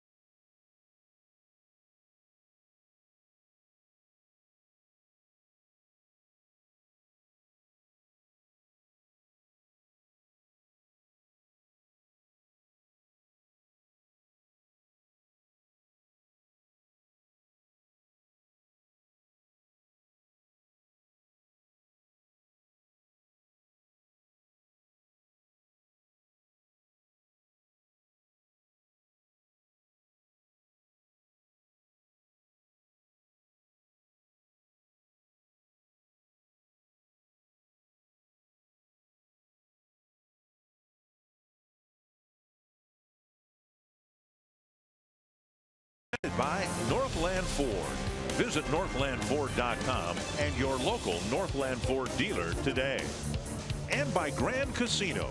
The best stories start here.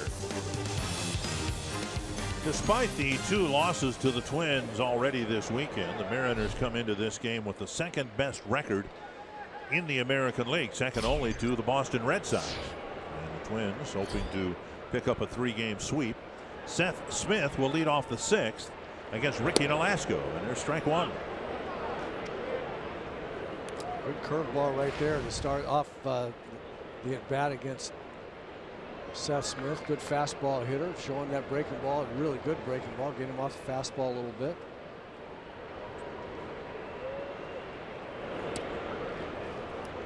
Mariners with one of the better records and a division lead coming into play today because of really good pitching, but the Twins have enjoyed hitting here. 7 runs Friday, 6 last night, 5 already here today. 1-1 to Smith. Cano and Cruz will follow. Swing, miss, and a big one at that.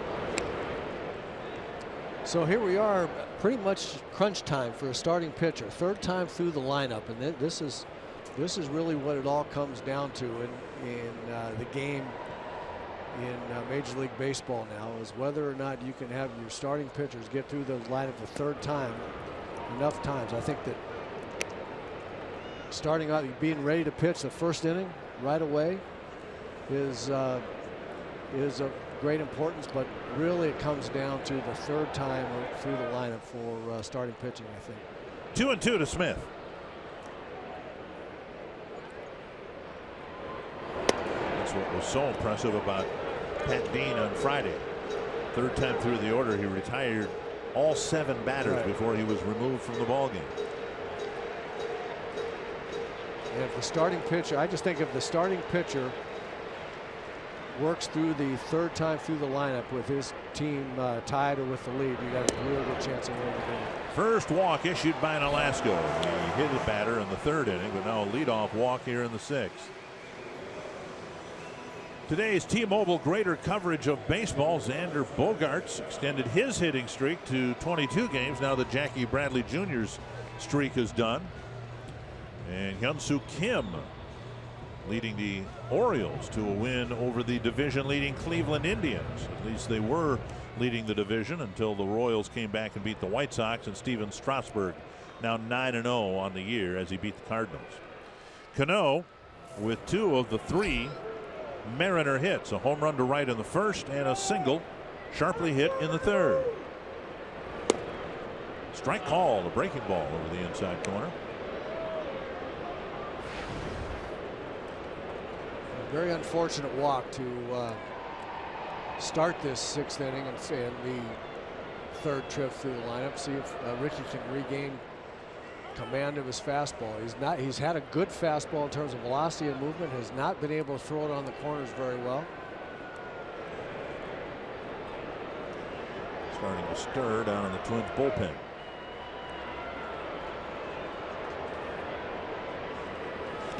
Out in front of the off-speed pitch, and Centeno with the block. 0-2.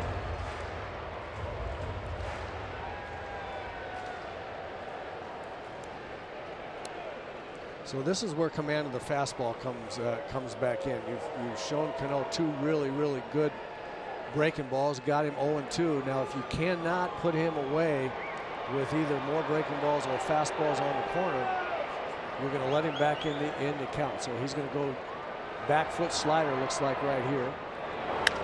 High fly center field. Really got away with one. Left it up. Santana with the catch, and Smith with a bluff tag, one away. And that'll bring up Nelson Cruz. This is what I mean by getting away with one. There's a spinning nothing. Look at Cano's reaction. He's saying, how in the world? That ball is supposed to go way back. You're not supposed to throw it there when the count's 2-0, much less 0-2. You're not supposed to ever throw it there, ever. Trevor May and Buddy Boshears warming up. Cruz is 0 for 2, a ground ball to 3rd and a strikeout.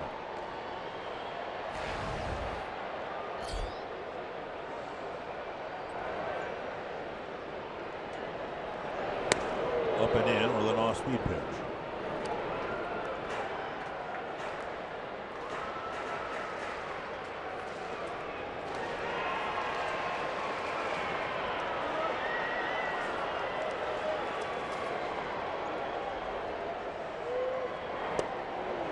Over the inside corner. Nolasco has not induced a ground ball double play yet this year.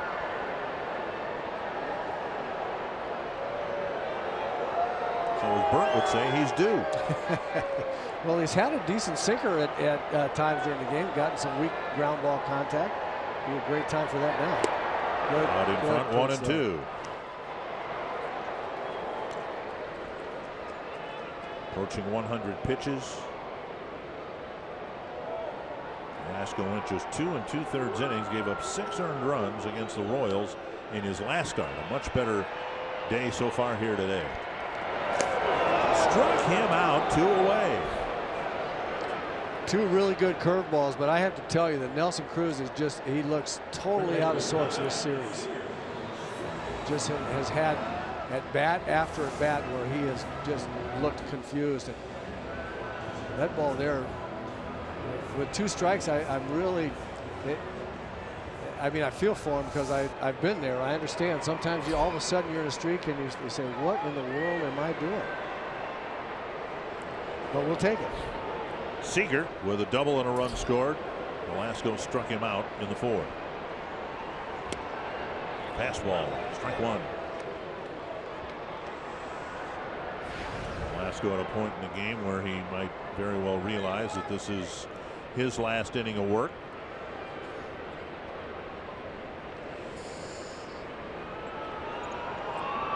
Empty the tank here in the 6th. Yeah, absolutely. Leave it all out there now. Liner to short. Nice catch by Escobar. Ricky Nolasco through 6 innings has given up just 3 hits, and he comes off the mound with a 3-run lead.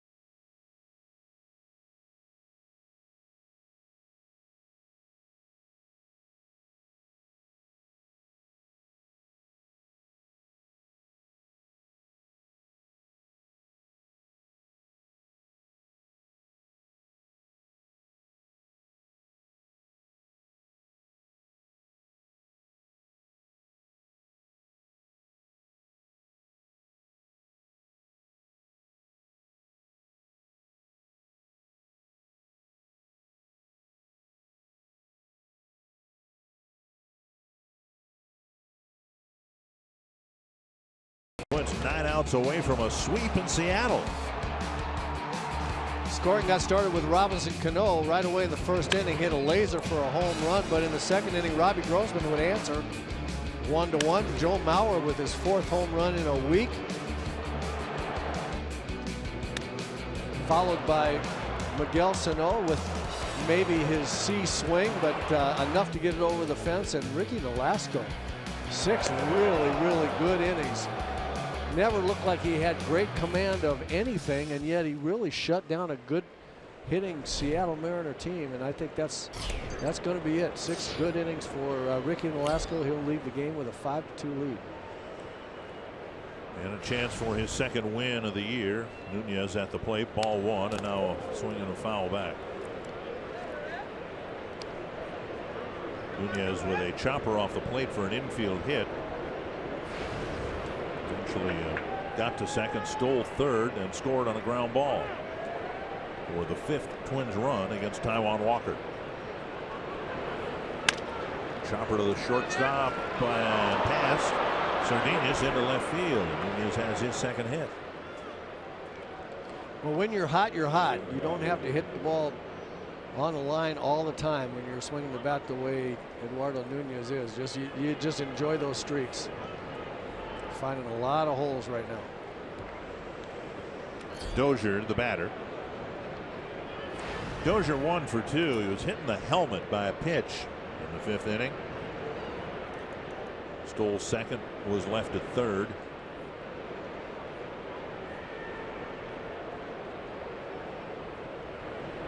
Swing and a miss, 1 strike.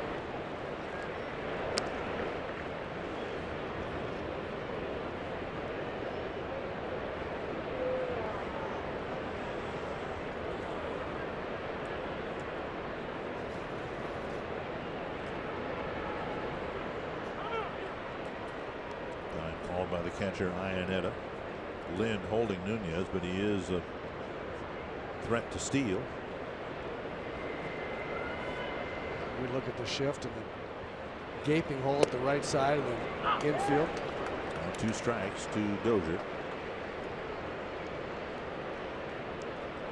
You can see 110 feet of open spot here for Brian. If you'll just take a look over there with 2 strikes, not a bad idea. Wait a long time, see if you can flare one over somehow. I think that's what he tried to do. Tried to do it there, yep. Foul fly into the seats.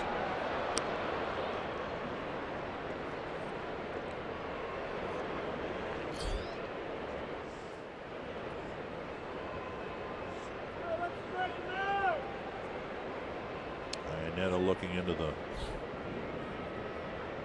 Seattle dugout. Inside, missing 1 and 2.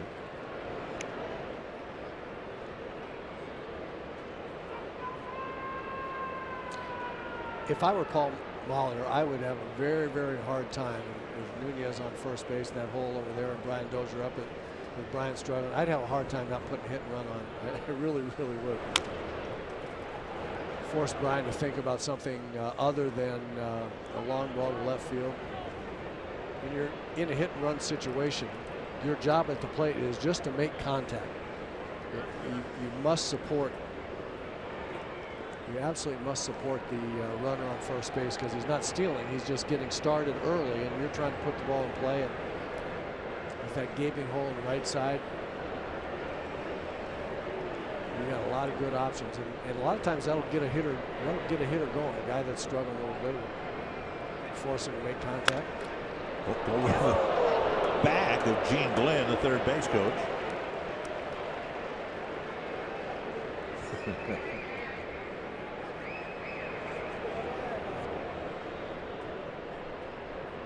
Gene has the opposite approach of a couple of third base coaches that like to play between the dugout and home plate. And Gene on the other side of the coach's box, up and away, and it's 2 and 2.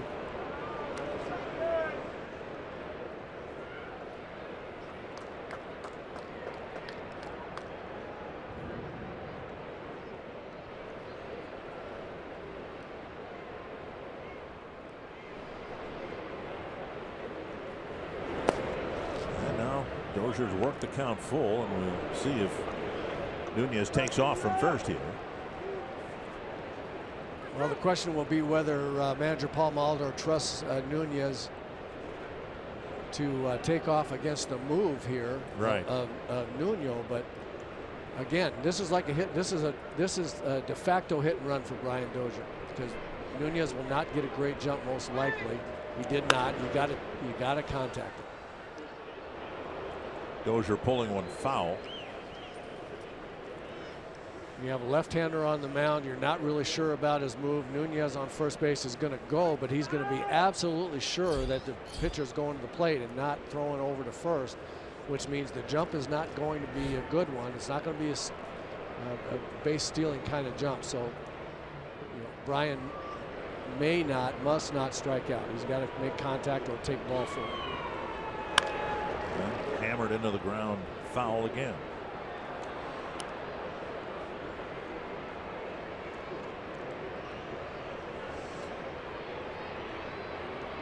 A couple years ago, it looked like Dozier was headed to be one of those rare guys that can walk 100 times a season. He walked 89 times 2 years ago, but then the walks last year dropped off to 61. And he's on a fewer than that walk pace this year.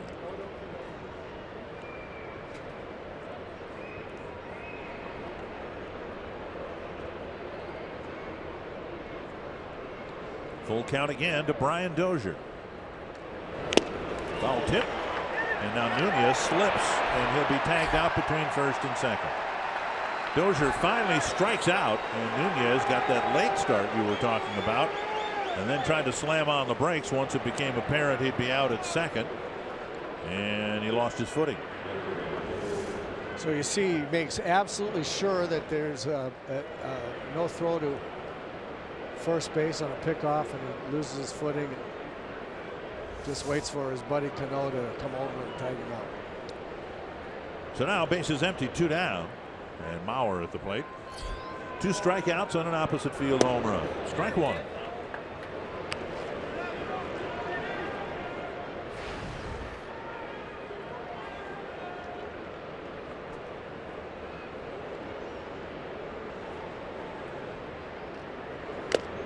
Oh, 2. Mauer and Sano have each homered in all 3 games of this series, and the only other Twin teammates to do that, Harmon and Bob, back in 1964. Don't know this. I'm guessing that might have been at Fenway Park. Those 2 guys, it could be anywhere. There weren't ballparks that could hold those 2 guys. 1-2.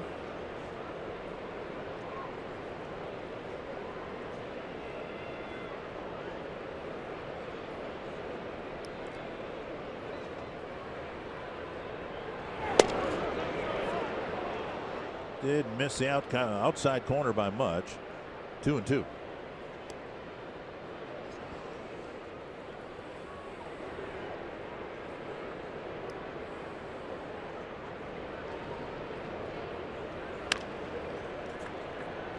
Foul.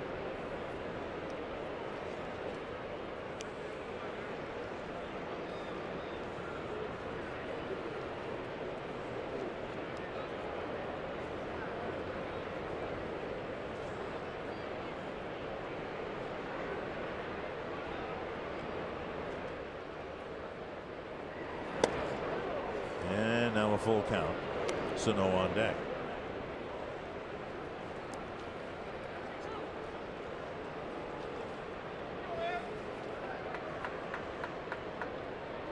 I'd like to see Joe get on there and give Sano a chance against his left-hander, see what might happen.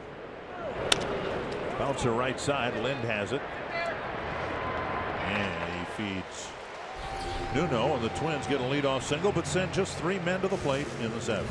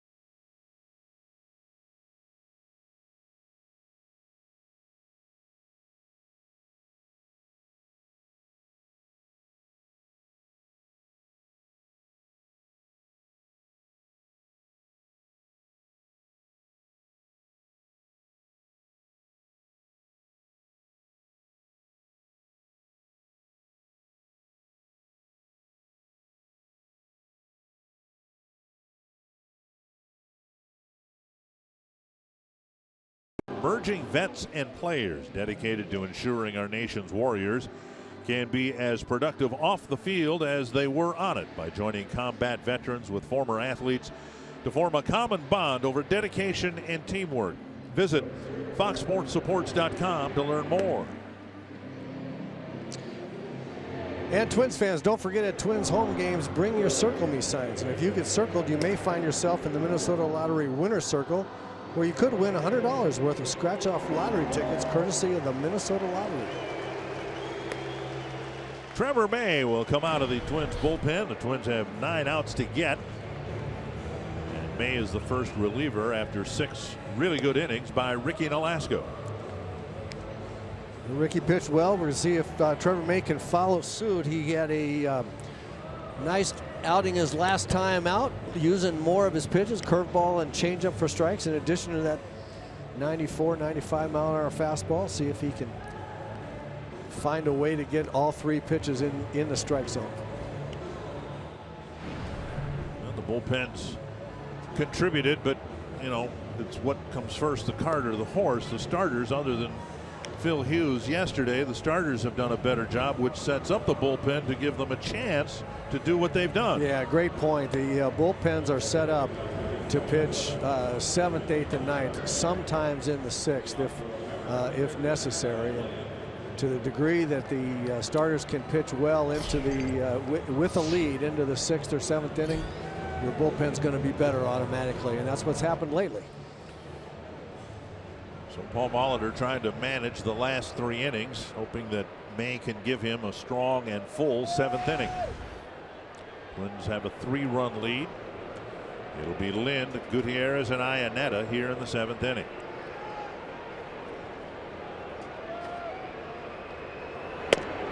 On the outside corner, a strike. I mentioned the month of May has been disastrous for Trevor May. And now the last couple of outings have been much better.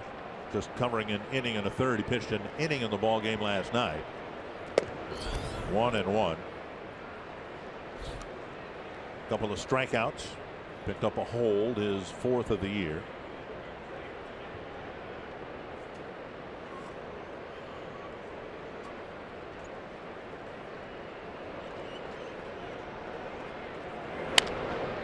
Off the end of the bat, it'll twist foul and into the seats. 1-2. You see Juan Centeno sitting on the outside corner. Trevor Stone, 3 of them right out there, 2 of them for strikes and 1 of them just off the plate. So good location so far. Going to try to strike him out with a curveball. See the target, he wants it right down low. And a ground ball backhanded nicely by Dozier. Throw him out. Brian Dozier with a nice play on the backhand side. 1 away. Well, he made the play by being able to get to a little in between hop and backhanded very nicely. Once he got to that point, that underhand strength of arm that he's got, as you see it right here, he's got to get to that hop right there. Just got to it, and then see that little in between hop that he was able to backhand. Not an easy play at all, but once he's able to do it, we know Brian's got that underhand arm strength at the second baseman, a la Robinson Cano. Very important. Strike 1 to Gutierrez.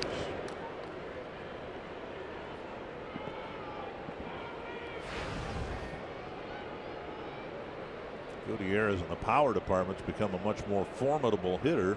Don't know that a few years ago anyone would have imagined him getting any time as a designated hitter, considered when he signed here years ago being one of the best defensive center fielders in the game. And we saw his power. He hit one to the opposite field here on Friday night. 2 strikes as May works ahead quickly. Yeah, we saw him swing and miss a curveball by a lot. Just absolutely sitting fastball.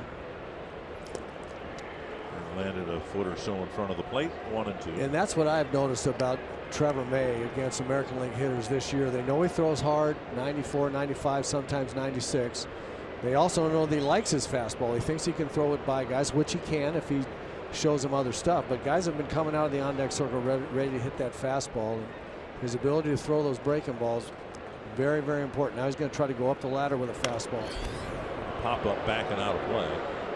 But you know that hitters are gearing up for that fastball when, with an 0-1 count on Gutierrez, he swung in a slider in the dirt. Almost like he didn't even see the ball. He just made up his mind as soon as May let go of the ball, he was going to swing. And that's what's called cheating on a fastball. When you see guys cheating that much, you know that it's gotten around, that this particular pitcher likes his fastball an awful lot. 1-2, not yet. Gutierrez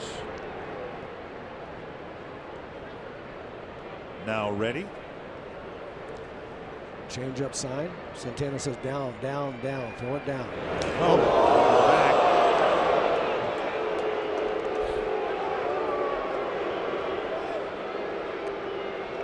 And Gutierrez will go to first.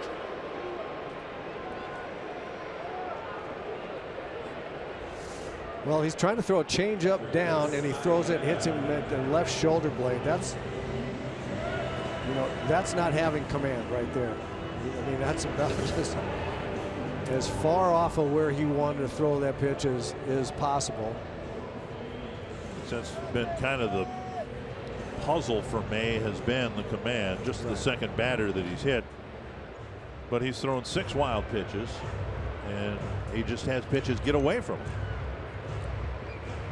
And certainly nothing remotely intended in terms of hitting Gutierrez. Twins have a 3-run lead here, and May pitching to the bottom of the order. Here's Iannetta. Mentioned it the other night. Iannetta last year hit 10 home runs. 4 of them came against the Twins. And he takes a fastball for a strike.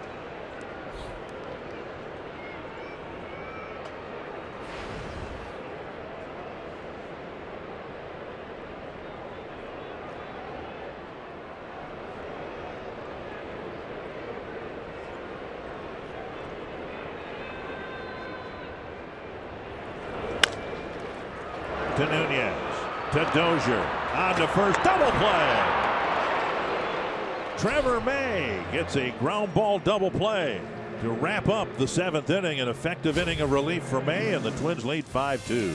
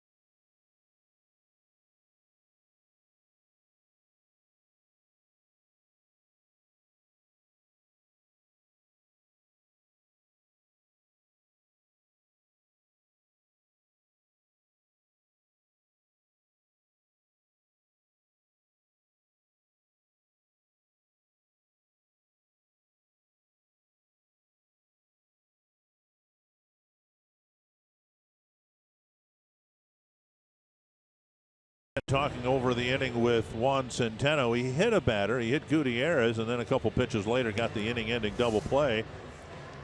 And then afterwards wanted to check with Gutierrez, who I don't think ever acknowledged him. 3 times you could read his lips. You okay? You okay? And then Gutierrez was heading to the dugout, and finally May said at least he tried. He tried. Miguel Sano will lead things off against Steve Johnson. Yeah, Gutierrez got to know that he wasn't trying to hit him. He knows that's a changeup. Sano with a strikeout, home run, and walk. Slow breaking ball, missing ball 1. 61 miles per hour. Our bus is going to go faster than that to the airport. Foul back, 1-1. Yeah, it'd be pretty hard to make good contact with the bus, though. Twins leave and go down the coast to actually San Francisco to open a series with the Oakland A's tomorrow. Half swing, but he went 1-2. Sano, Grossman, and Park here in the Twins' 8th inning.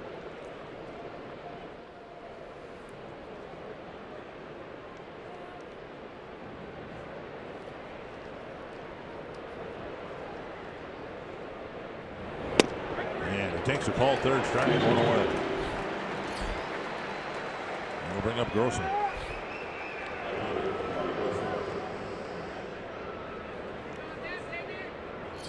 The Rangers beat the Pirates 6-2, so unless the Mariners turn this game around, they'll no longer be in first place in the West. Grossman says they're just 2 for 9, but he's had 2 run-producing at-bats here in today's game. A home run in the 2nd and a ground ball that drove in a run in the 5th.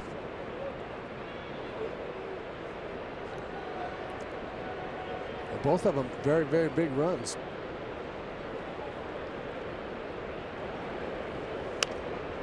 1-1.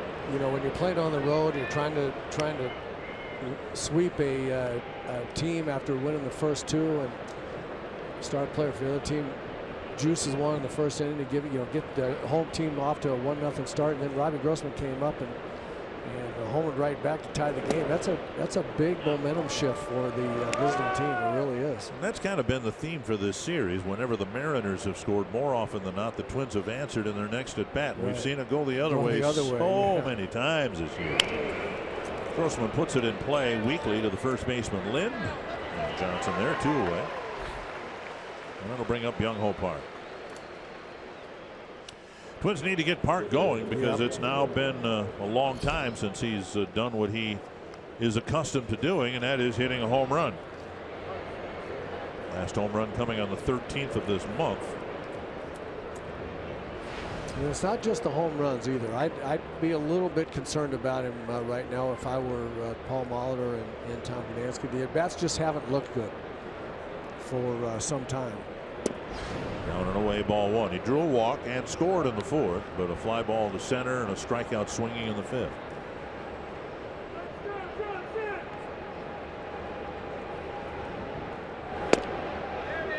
Strike, 1-1. He's just looked in between almost every pitch. Like that pitch right there, a fastball down the middle. Don't know if he was looking for something else or what. And then behind on that fastball. We've seen him strike out a lot early in the season. The first 4 or 5 weeks of the season, he would strike out a lot and look confused, but then he'd get a ball that he should be able to handle and hit it 9 miles or hit a big double or something, and he just hasn't looked at all like he was. Towering fly ball to left. Sardinius is there, and it's a 1-2-3-8 for Johnson. Twins leading 5-2.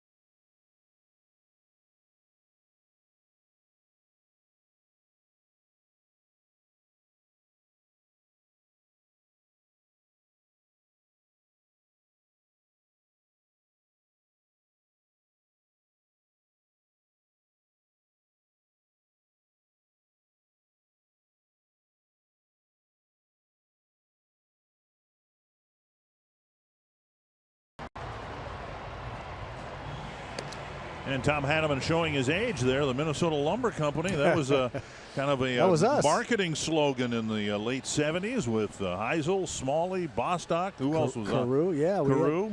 That was the first 4 hitters. It was Bostock, Smalley, Carew, and Heisel.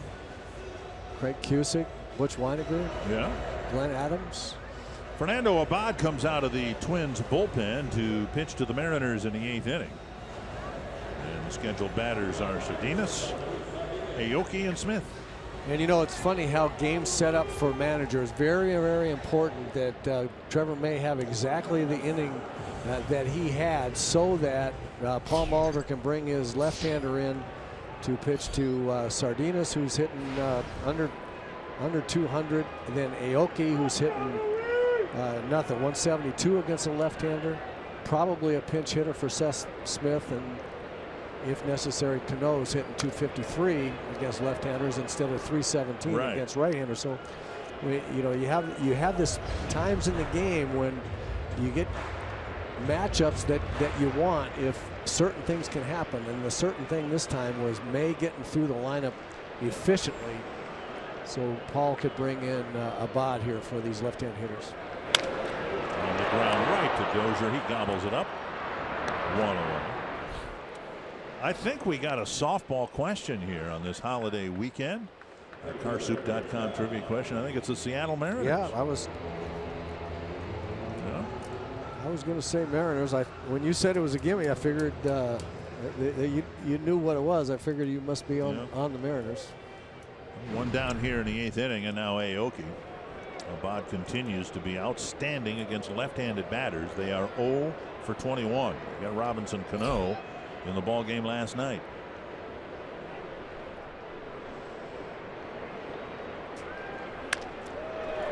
And the first base hit for a left-hander against Abad, and it's Aoki slapping a single to left. So everything sets up for the manager, and you got a guy hitting a $172 against left-handers, and your pitcher hadn't given up a hit, and the 172 hitting guy gets the first one.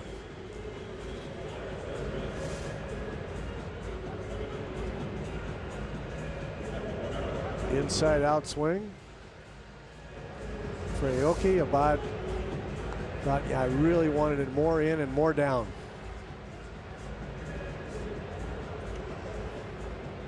Stephan Romero will hit for Smith with Cano on deck.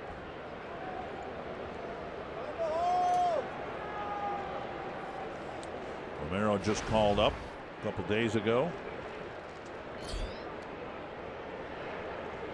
Leonis Martin, who's done a great job in center field for the Mariners and hit for some power.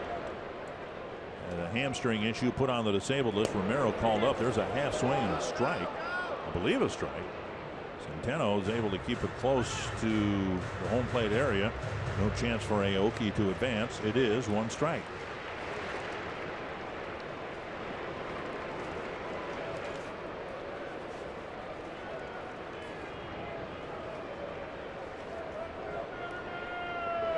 Romero is hitting .358 at Tacoma with power.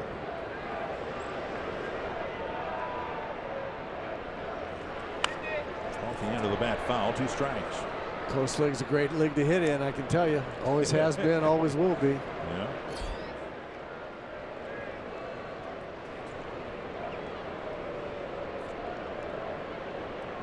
Romero with 177 at bats with the Mariners a couple years ago, hit under 200.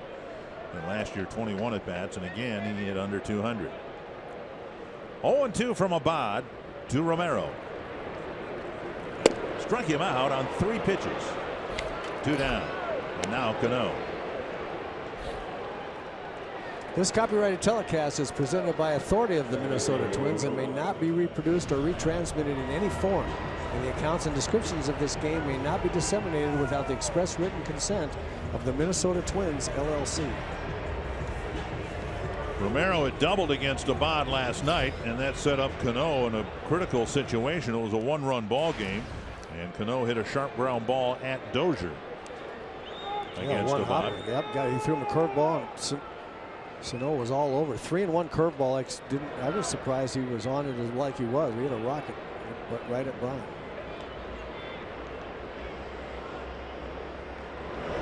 breaking ball snaps over, a strike. Today, Cano homered in the first, singled in the third, and hit a fly ball to Santana in center field in the sixth.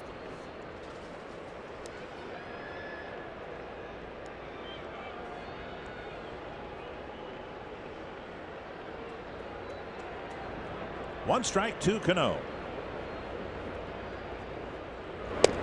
Off the plate with a fastball.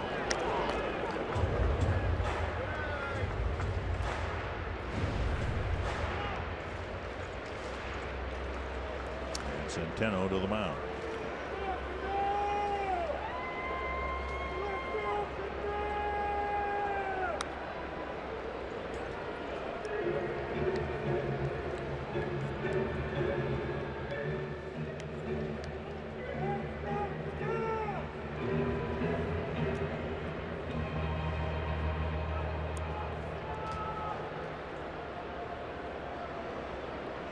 One and one to Robinson Cano. Up and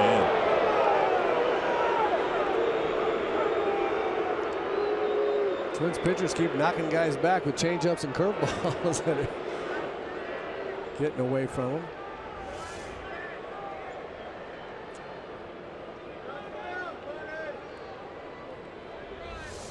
And now 2-1.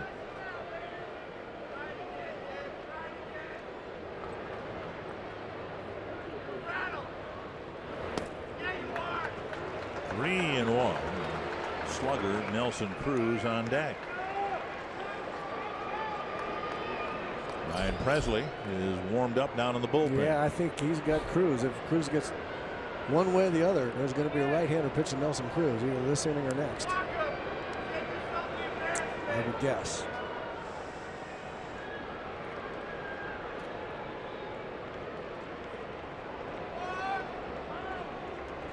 And Cano gets time.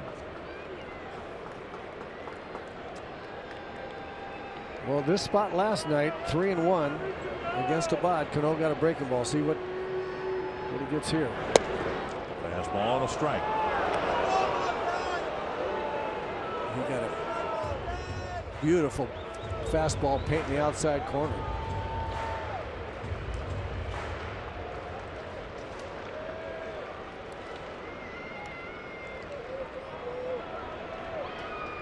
Got to make one more real good pitch against a very, very good hitter. Slap to left, foul. Cano does so many things well, including make contact. 201 at bats this year, and by these standards, a paltry 28 strikeouts. Yeah, and you see why. He knows that Abad's got that breaking ball and a slow changeup.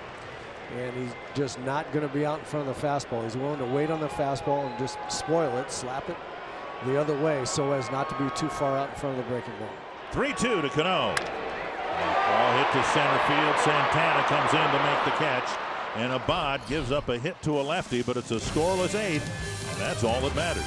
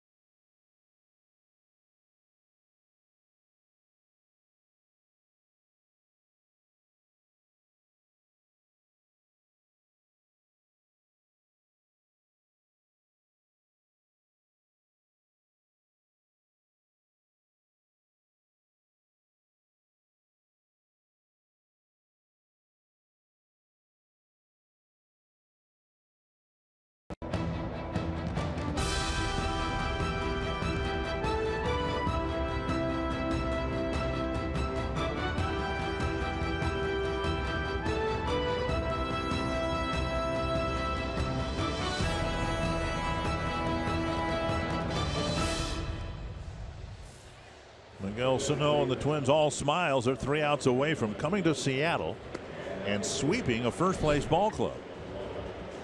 And Sano's contributed mightily in the wins so far, in the lead here today with a home run in each game. Mauer's homered in each game, and veteran reliever Joel Peralta will come in to pitch to the Twins in the 9th.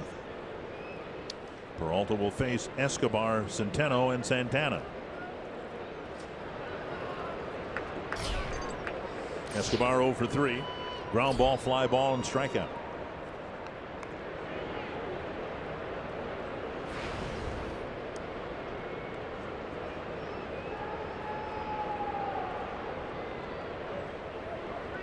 Pole shift in the infield for the switch hitting Escobar. He takes strike 1.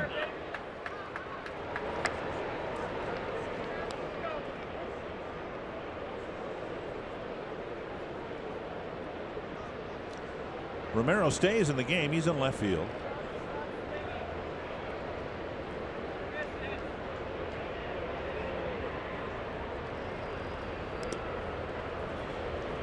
And 1-1.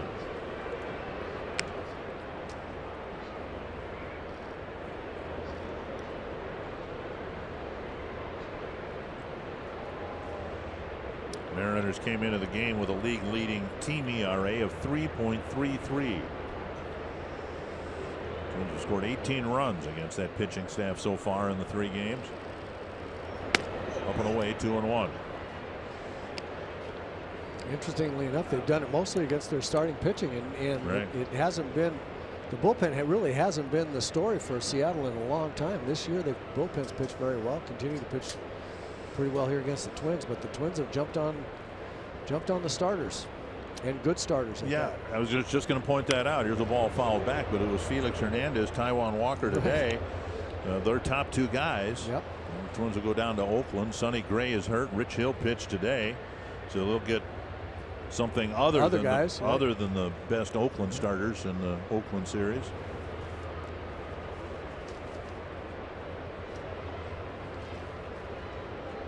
Kendall Graveman going tomorrow. Sean Manaea on Wednesday.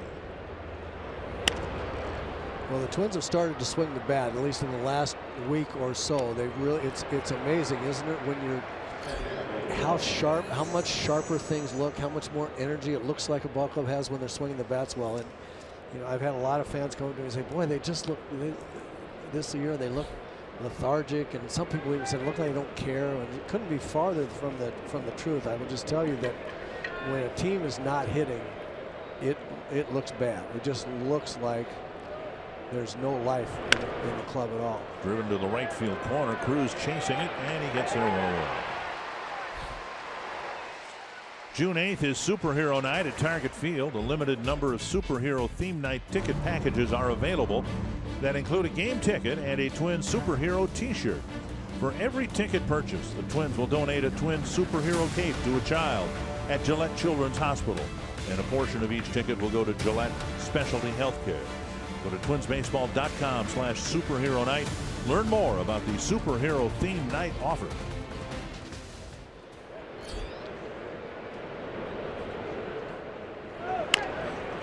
And Centeno dribbles it back to Peralta, and a quick second out.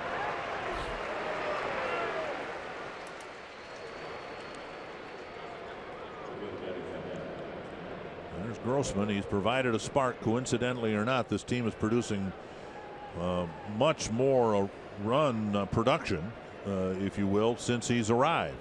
And he was in the middle of it today with the big leadoff home run that tied the game in the 2nd inning.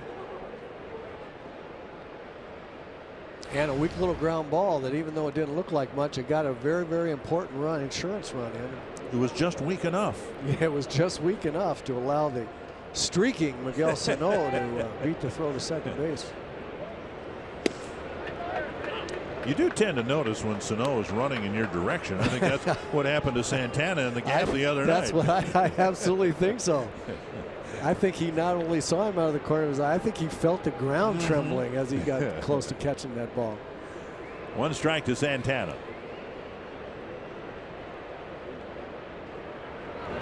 And now 2 strikes. Kevin Jepson's warmed up down in the Twins bullpen, ready for another save opportunity. Unless the Twins score another run here in the ninth, he'll get that. I'd be okay with another run. On a line to Cruz, a 1-2-3 top of the ninth, and Kevin Jepson will try to put together a 1-2-3 bottom of the ninth.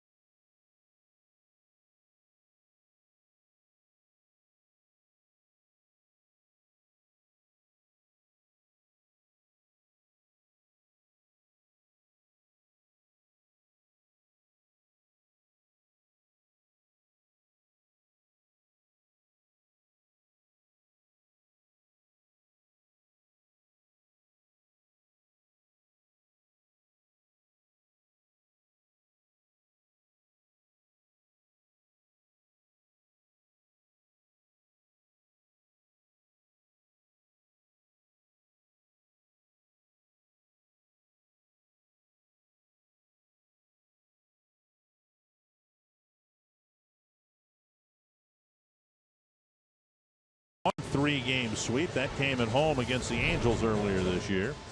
Here's the CenturyLink What's Next as the Twins open up a series tomorrow afternoon in Oakland.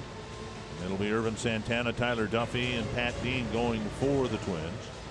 A's are struggling in their starting pitching department without Sonny Gray. Rich Hill has done a nice job for them, but he pitched today. And for the second game in a row, Kevin Jepson will come in to try to pick up a save. And for the second game in a row, it'll be Nelson Cruz leading off the ninth for Seattle. It was not a clean inning for Kevin Jepson, to say the least, last night. Cruz did a nice job coaxing a walk, and then there was a base hit on the next pitch by Seager, and it looked for all the world as if that one-run lead was going to slip away. Yeah, it was not a clean inning. On the other hand, some good things happened. Before he walked Cruz, he had a dropped fly ball down the right field line, foul that could have been the first out.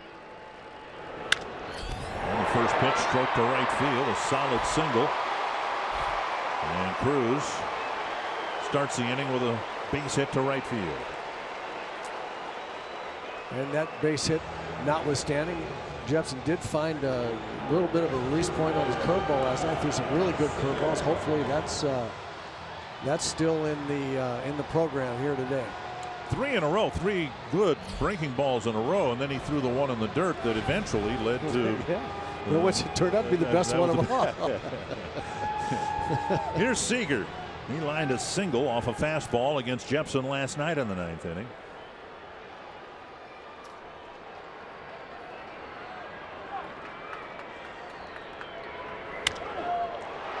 To the left field corner and turning left. Strike one.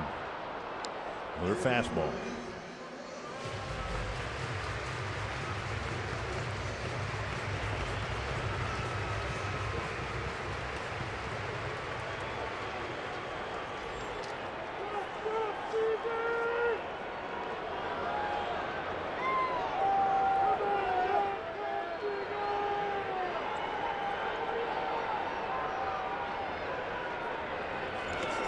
Gets away from Centeno, and Cruz doesn't even bother trying to advance.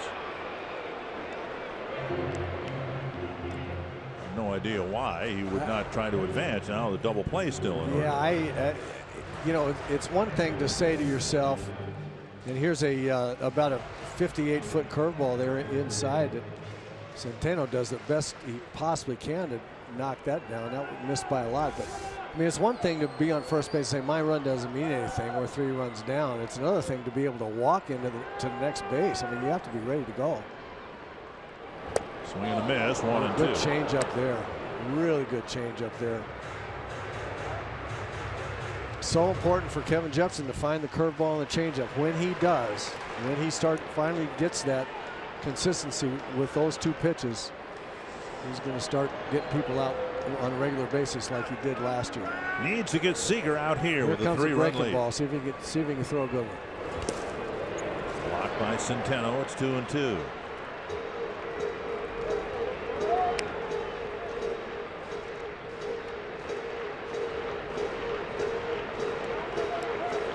Owens hitting over 300 against Jepsen. A lot of fastballs, a lot of hits on fastballs, just like we saw Nelson Cruz go up there sitting on fastball. Jepsen has not proven he can get anything else over yet. So they're sitting on fastballs. 2-2. Fouled back. Last year when he came to the Twins, intended to be a setup man and ended up being a closer when Glenn Perkins was hurt. Opponents hit 176 against Jepsen. 28 innings, only 18 hits. 1 home run, and it came in his first appearance as a Twin, and only 7 walks. He was outstanding. 2-2 to Seager.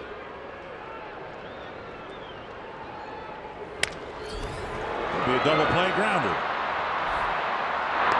And 2 are gone. And Cruz's unwillingness, and nothing more than that, unwillingness to go to second on what would have been a wild pitch has led to a double play grounder.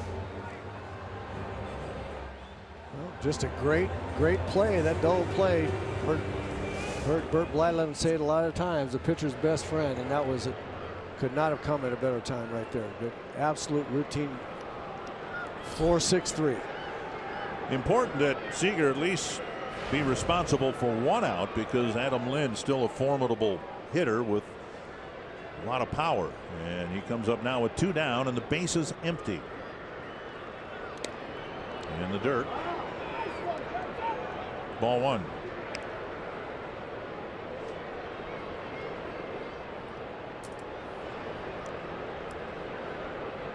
Looking at Eric Rasmussen there, feeling real good about what he's done with the pitching staff here. Yeah.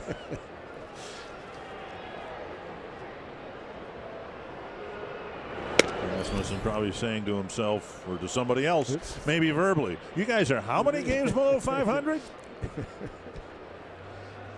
of course, Rasmussen with the club because of the situation surrounding pitching coach Neil Allen. 2-0 to Lind. Deep to the left field corner. Chased by Grossman, and a foul ball. 2-1. Twins won't see the Mariners again after today's game until September, when Seattle closes out the home schedule for the Twins. Late September at that. 23rd, 24th, and 25th.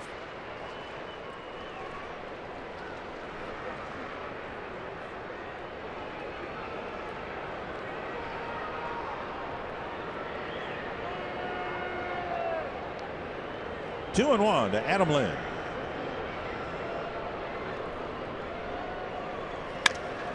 Drilled to center. And Jepsen continues to give up base hits. He's faced 3 men and given up 2 sharp singles here in the ninth.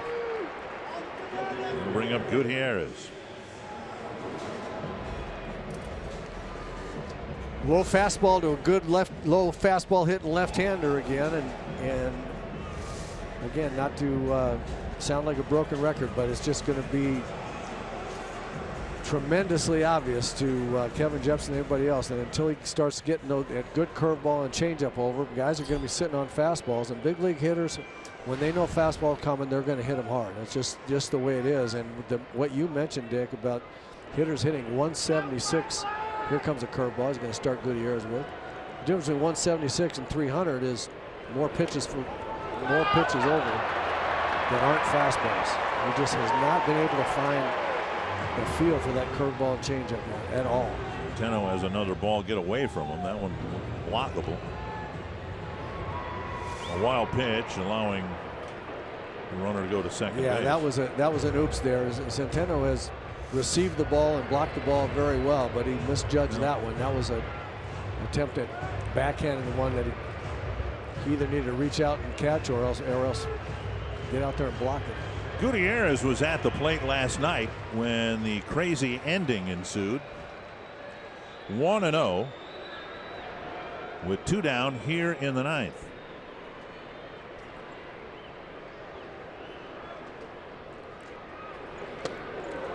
Centeno can't catch that one. It's a fastball up and in. Now 2-0. Let's not beat a dead horse, but let's not underplay Cruz's unwillingness to go to second. Right. Had he been to second and Seager hit the ground ball to Dozier, he would have scored on the Lynn single. There'd be 1 out with a man at second, and Gutierrez would be at the plate here representing the tying run. Yeah, that's 2-0. Inexcusable. Just that you don't go to second. And now 2-1.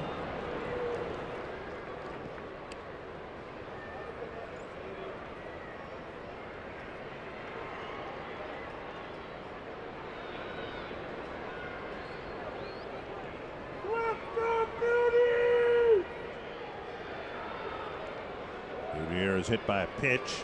Trevor May breaking ball his last time up.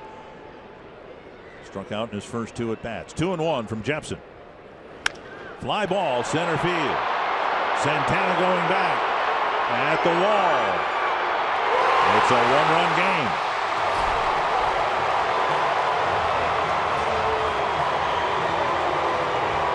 And we will beat a dead horse. Twins have a 1-run lead because Nelson Cruz didn't go to second base on what should have been a wild pitch. Yep.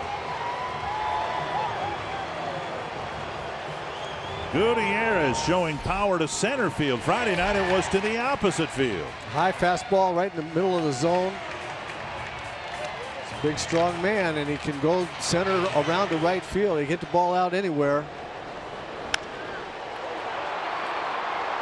Gets the Mariners within 1, and another guy that can hit the ball out of the ballpark is coming up. Lee with 70 at bats, 6 home runs, and he comes to the plate representing the tying run, pinch hitting for Iannetta. They told us on Friday in advance of this series that the Mariners season turned around on April 13th when Lee was sent up as a pinch hitter, and he hit a walk-off pinch hit home run, and the Mariners took off from there, played great baseball for 5 weeks. Now the lead's down to 1. Breaking ball and over for strike 1.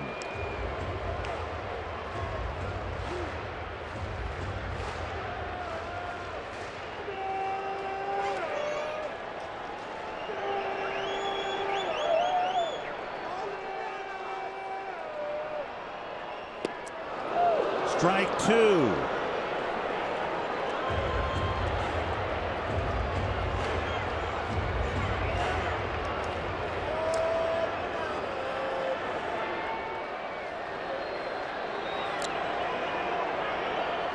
Two really good breaking balls to go 0-2. Shakes one off to get right back to it. To right field. Sano chasing it, but it's a foul ball in the first row of seats. So out of nowhere, he's thrown 3 really good breaking balls in a row. I like what Centeno did right there. He shook his head when he given the sign. He knew he was going to throw the third curveball. He shook his head and said, "Here, shake this off like I've called a curveball, but you don't want it." And then he came right back to it, just trying to play a little mind game with the hitter.